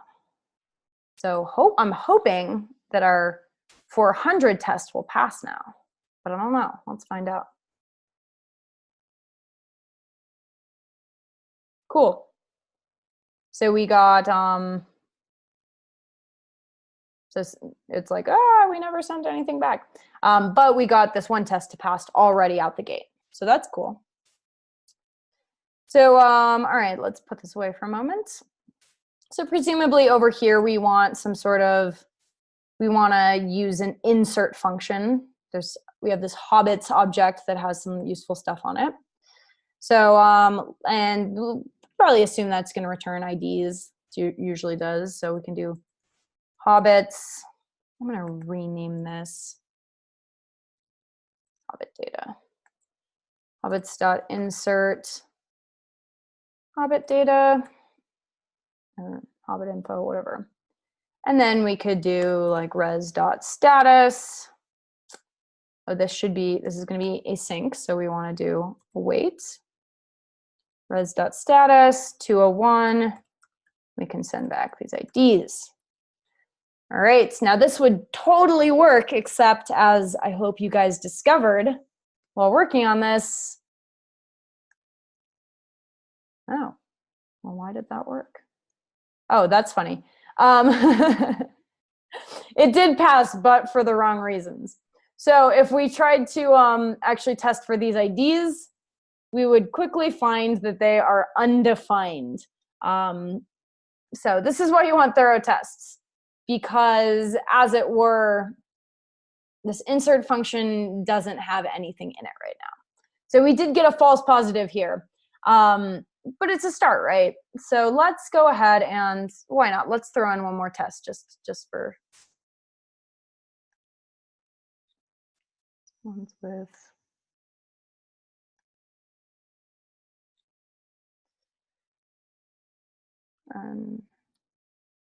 containing a new ID. Okay.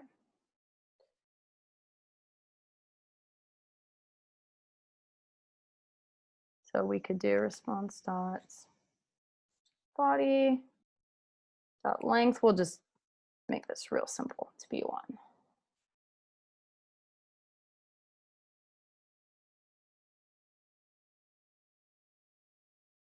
All right, so we definitely have some failing happening here.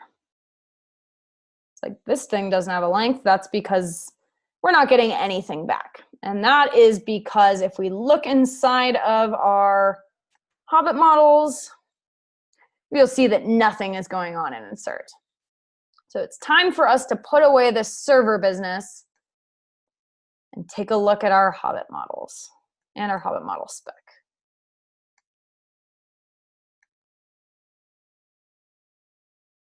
So in the spirit of TDD, if we want to write some insert code here, we should probably write the spec first. So a question for you guys. Do we need supertest to test this file? Are we going to need to use this supertest library? Nope. Jorge, are you the only person watching this lecture anymore? Has everyone else just given up? Oh, I see some other people typing. All right, you guys are awake. That's good. It's just Jorge and Stefan and Abby and Eric. All right, I think you guys are alive. That's good. I know it's 9:15. It's later than it normally is. We're close, I promise. You have to suffer through me just a little longer, and then I'll set you free. All right, so we do not need super tests because that's for requests. We will need, of course, this model. Let's see. We can just call it hobbits. And the other thing we will definitely need is our database. So this is just going to give us access to connects because we definitely want to do some, we're going to want to do some database business in here. So that, where is that file? I think that's our db config. Yeah, we want this db config. So require, trying to figure out what my structure is. Okay. So require, sorry, what am I doing? Okay.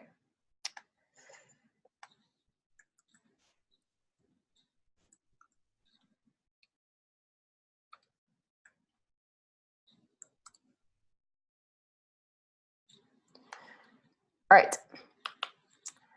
So then we can set up a test suite.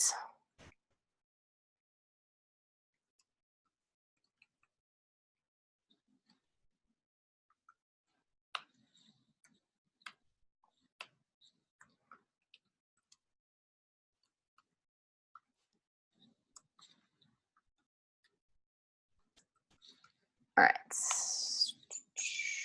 Cool.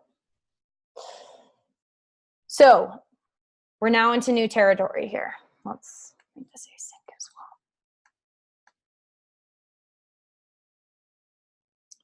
So we want to, really what we want to see is, assuming this thing turns and returns an array of IDs, do hobbits.insert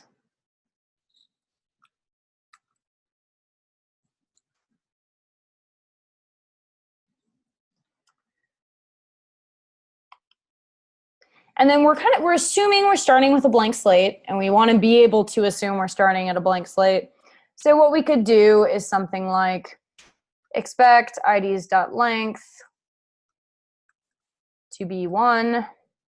And we could also say we expect the value of ID to be 1, right? Because we should be starting with an empty database, so the ID of this thing should always be 1 every time we run this. All right. So this test, we hope is failing. Uh-oh, lots of stuff is failing. I feel like more things are. Oh no, okay, so 2 test suites, 2 failed. So we're getting 1 failed test from this one and 1 failed test from the other. 8 are still passing. So we're good to go. So now we can do just the stuff we're used to doing. So we can do return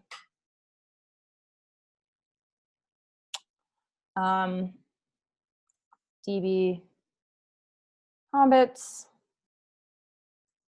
dot insert hobbit. All right, let's see if it works. Well, we're closer. Give me info. What has failed?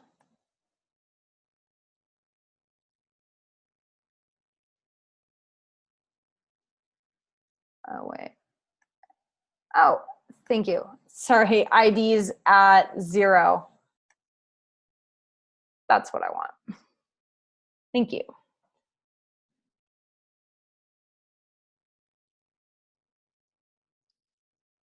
Nice. All right. Who can tell me why, even though we expected 1, we received 8? While you're contemplating that, Let me run it again and we'll see what happens. Oh, if we do. Save it.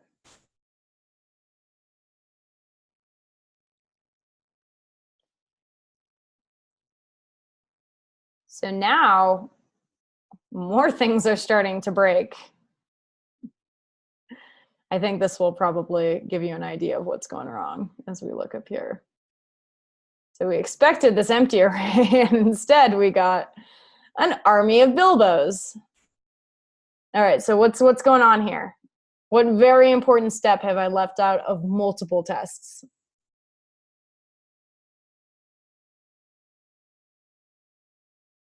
Cleanup, yes. So remember I said we don't need any sort of cleanup on our GET requests?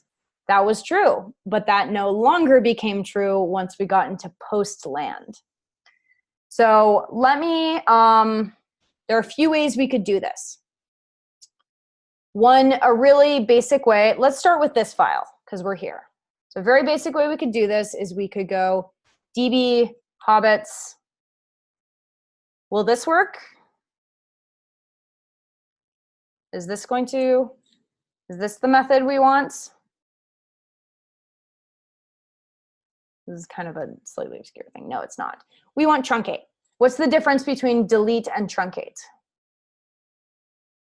Oh, I also want that to be the word hobbits, not.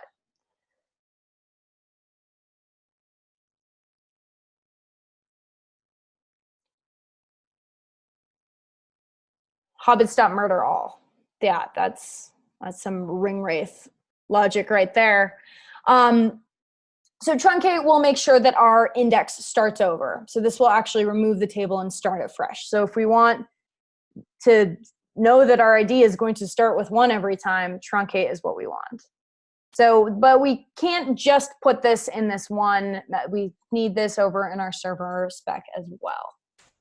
So we are actually going to have to grab our database.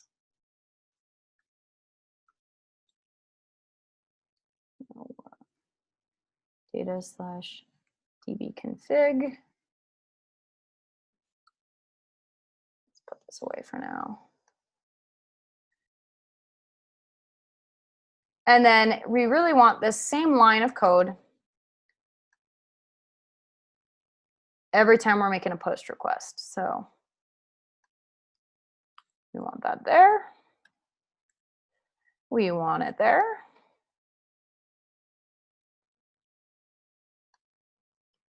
So the first time we run this, it might still be a little wacky because it's not going to run this line until it runs through the test again. So I think we'll have to run the test twice to see if this works or not. So let's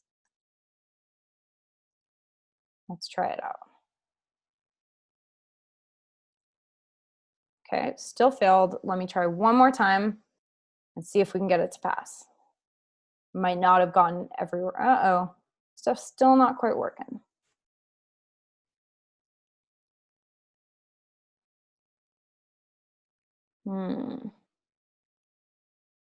Oh, I think it's because it's failing before it ever hits that line of code, which brings me into, okay, so this is already, oh, I think you are right that this should be .id. Thank you. We're already into, you know what, let's leave it so that we can then catch it when the tests actually work. So this actually brings up a good point of this whole, I'm going to put this db hobbits truncate thing at the bottom is not how you want to do it. So there's one more thing I want to show you, which is, I think I mentioned this and maybe we looked at this another night. I cannot remember. But there are these useful methods called before all, before each, after all, after each that are kind of set up in teardown functions you can do. And that's exactly what this type of teardown stuff is exactly what we'd use those for. So instead of just copying in truncate where it doesn't even hit this line if the test fails, a better way to do it would be to write an after each. So it's saying, I would like you to execute this chunk of code after each of these tests. And because I've wrapped them specifically in the post describe in the post suite, this will only work for the posts, but that's fine because we only have to worry about this in the case of posting. So let's kill all this extra not dry nonsense and try it this way instead. And you know what, for good measure, even though we only have one test over here, we'd really want the same thing. Presumably, we're going to be messing with the Hobbits table in different tests in here. So we save those. Let's see what happens. Once again, it might take a second to catch up because it's an after thing. All right, let's try it again. Okay, I'll break down exactly what I mean by that once we go through. All right, we're getting closer. Why aren't you cleaning up? I might have to just restart the test suite, honestly.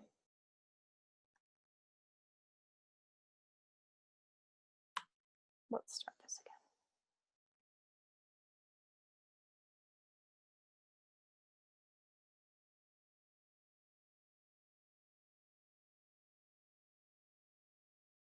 All right, 2 failed.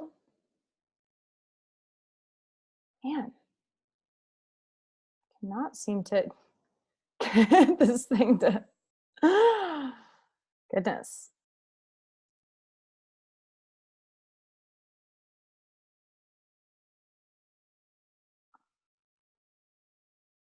All right, what am I doing wrong? Is this table called Hobbits? Let's start there. It's got to be called Hobbits, yeah. Oh, wait. Let's try that.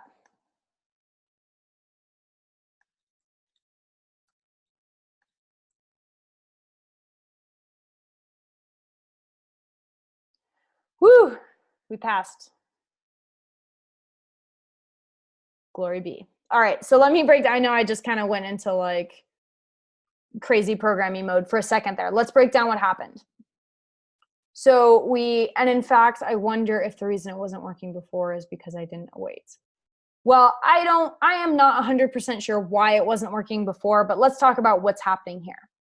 So what's happening is within this test suite, we've set up an after each, which means after every test, before it moves on to the next test, this line of code will run. And because this is an async function, it was important that we did await. Otherwise, it wasn't actually clearing the table when it was supposed to. So what happens is we run this function. We go ahead and insert Bilbo. We check the status code, and then we clear it. This function, once again, we insert Bilbo again. We check that the response body length is 1, and we could even confirm that it contains IDs with 1, and then we clear it. Now, in this one, nothing actually ever gets inserted, but for good measure, it still clears the table anyways, just in case. Same thing up here. After this test runs, we clear because of this, and any other tests we wrote in here would be cleared after the fact. All right, any questions on this? Hopefully I didn't go off the rails too much there at the end. All right, lots of people are typing, lots of questions. What did I change to get it to pass? I think the most important things I did, the most important thing I did is I put in a wait in front of this. But it might, I would try maybe restarting your test suite just in case. I would also make sure that this is in an after each instead of hard-coded into the test. As for the server spec, yeah, here's the last part of the server spec.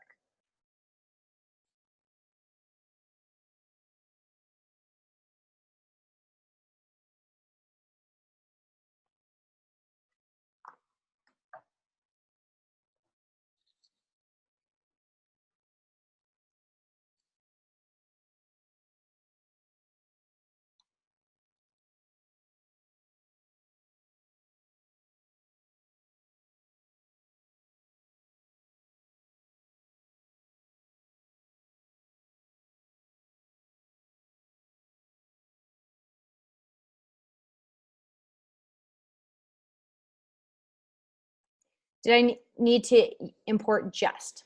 So after each is a jest thing, But remember, we don't actually have to import jest in these test files because we're running them with jest. So all these keywords from jest, describe, it, expect, and now after each, those are all available to us without having to literally require jest. Hobbits model test file right here.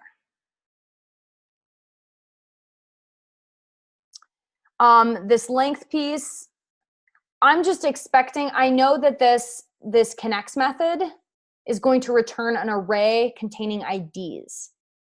So I'm expecting insert is only designed to insert one hobbit. So I'm expecting when I insert this one hobbit that I will be returned this array of IDs that's going to be length 1. And the same thing is, if I don't know if you're referring to the model spec or the server spec, but the same thing with the request, because the request is just returning what this function returns. So we expect that request response to once again have an array containing a single ID. It would probably be better if we actually put that in an object, but that's okay, as long as the code and the test matches.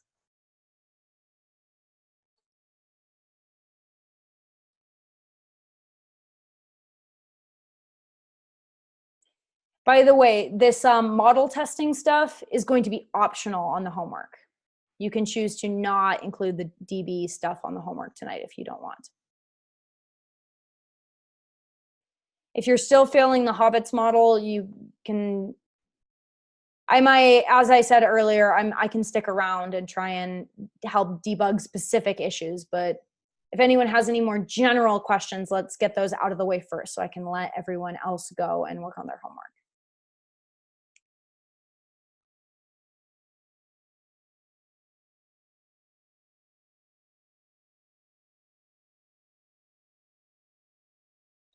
So after each is a method that you pass a function into, and it's just saying, I would like the following code to run after each test in the suite.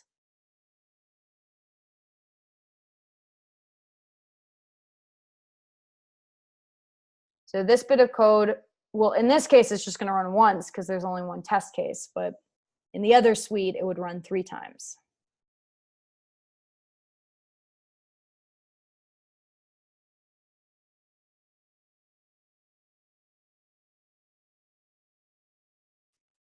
I will talk about the homework briefly, which let's go ahead and do that now. And then anyone who wants to start on that can take off. So our homework is the server testing repo, just posted it in Slack. Very similar to what we just worked on. So this is an extremely open-ended project. You build a server and you test it. So what I would recommend, if you're lost as to where to start, maybe look at the requirements for some of the old back-end homework assignments and mimic something like that, but start with the tests. There's no way for us to enforce this, but we really encourage you to do test-driven development. So write your test first. At the very least, we want to see API tests. We want to see something like this, where you're testing all your endpoints. If you want, you can also include a database and database helpers and test for those. However, sky's the limit there. But you don't need to. You can just fake out. If you want to, you can fake out your database by just storing things in arrays and objects and stuff like that. So really open-ended test. It's up to you to design, to figure out what API you're working on to design it.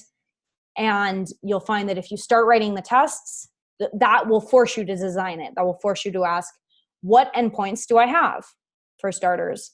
What are they returning? What do I expect the body needs to look like on my post requests? Things like that. All right. Anyone have any more questions on this? Can we use an external API? No, because part of the homework assignment is for you to actually write the API after you're done writing the test for it. So you'll need to actually write your own API. If you want to mimic it after an external API that you're familiar with, that's fine too.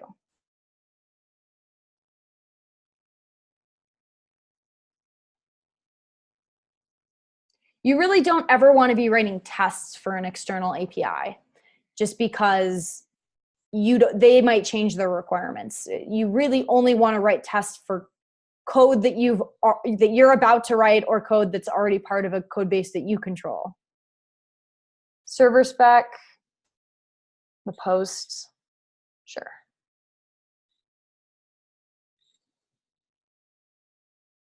Well, I'm sure some of you guys are going to be dropping off here to work on that homework assignment. So I just want to say an official farewell. You technically will be seeing me briefly on Monday to kick off your project week, but this is our last lecture together. So I want to wish you guys so much luck on project week and on the rest of this course and in your careers in general. And you know where to find me in Slack if you ever need to reach out. So thank you guys so much. It's been a blast teaching you guys. If anyone is ready to go and drop off and work on the homework, feel free. I will stick around for a little longer to talk to the rest of you guys. All right, let's see what else we've got here.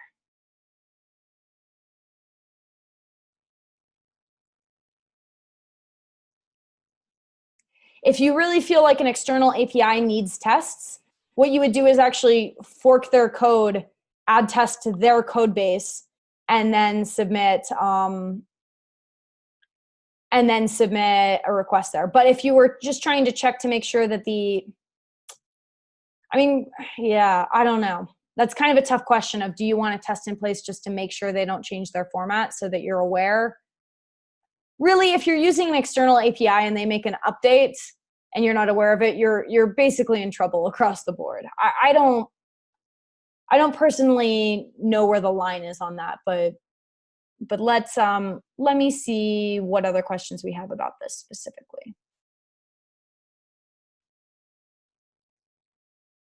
By API, are you referring to creating a database? No. So the API layer is the route handlers. So when I say API, I mean route handlers. That's the critical part of the homework, is you need to write tests for a set of route handlers and then write the route handlers themselves.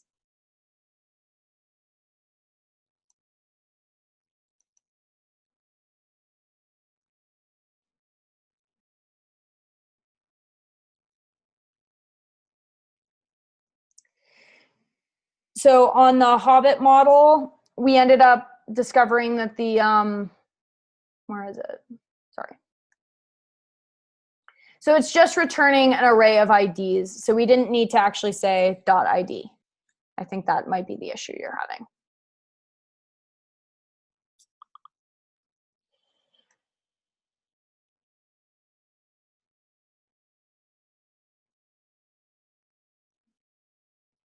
Other questions? As far as questions on the, as far as questions on the homework, the testing 3 homework, it's getting late, so I don't think I want to address that tonight, but feel free to send me, I know a few of you are having this issue, feel free to direct message me and send me your code base and explain to me what's going on, and I will look through that, just probably not tonight. It's failing on the first assertion. If you're not properly cleaning up on your other test suite, that might be causing it. So make sure that you're also truncating on your server spec, because the stuff you're inserting on your server spec, if it's not getting cleaned up, will affect your other specs as well, because they're all using the same database. Especially if you're seeing something like IDs.length equals a big number. If you're not even getting back an array, then it might be if you haven't written the model code correctly, if something's strange here, that might be the issue. Those are the only 2 things I can think of.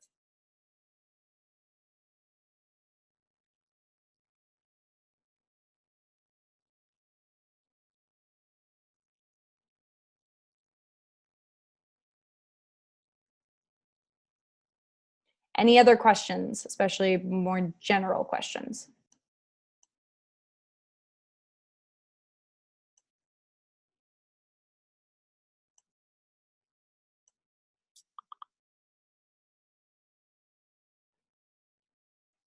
All right, all has gone quiet. I think that's my cue.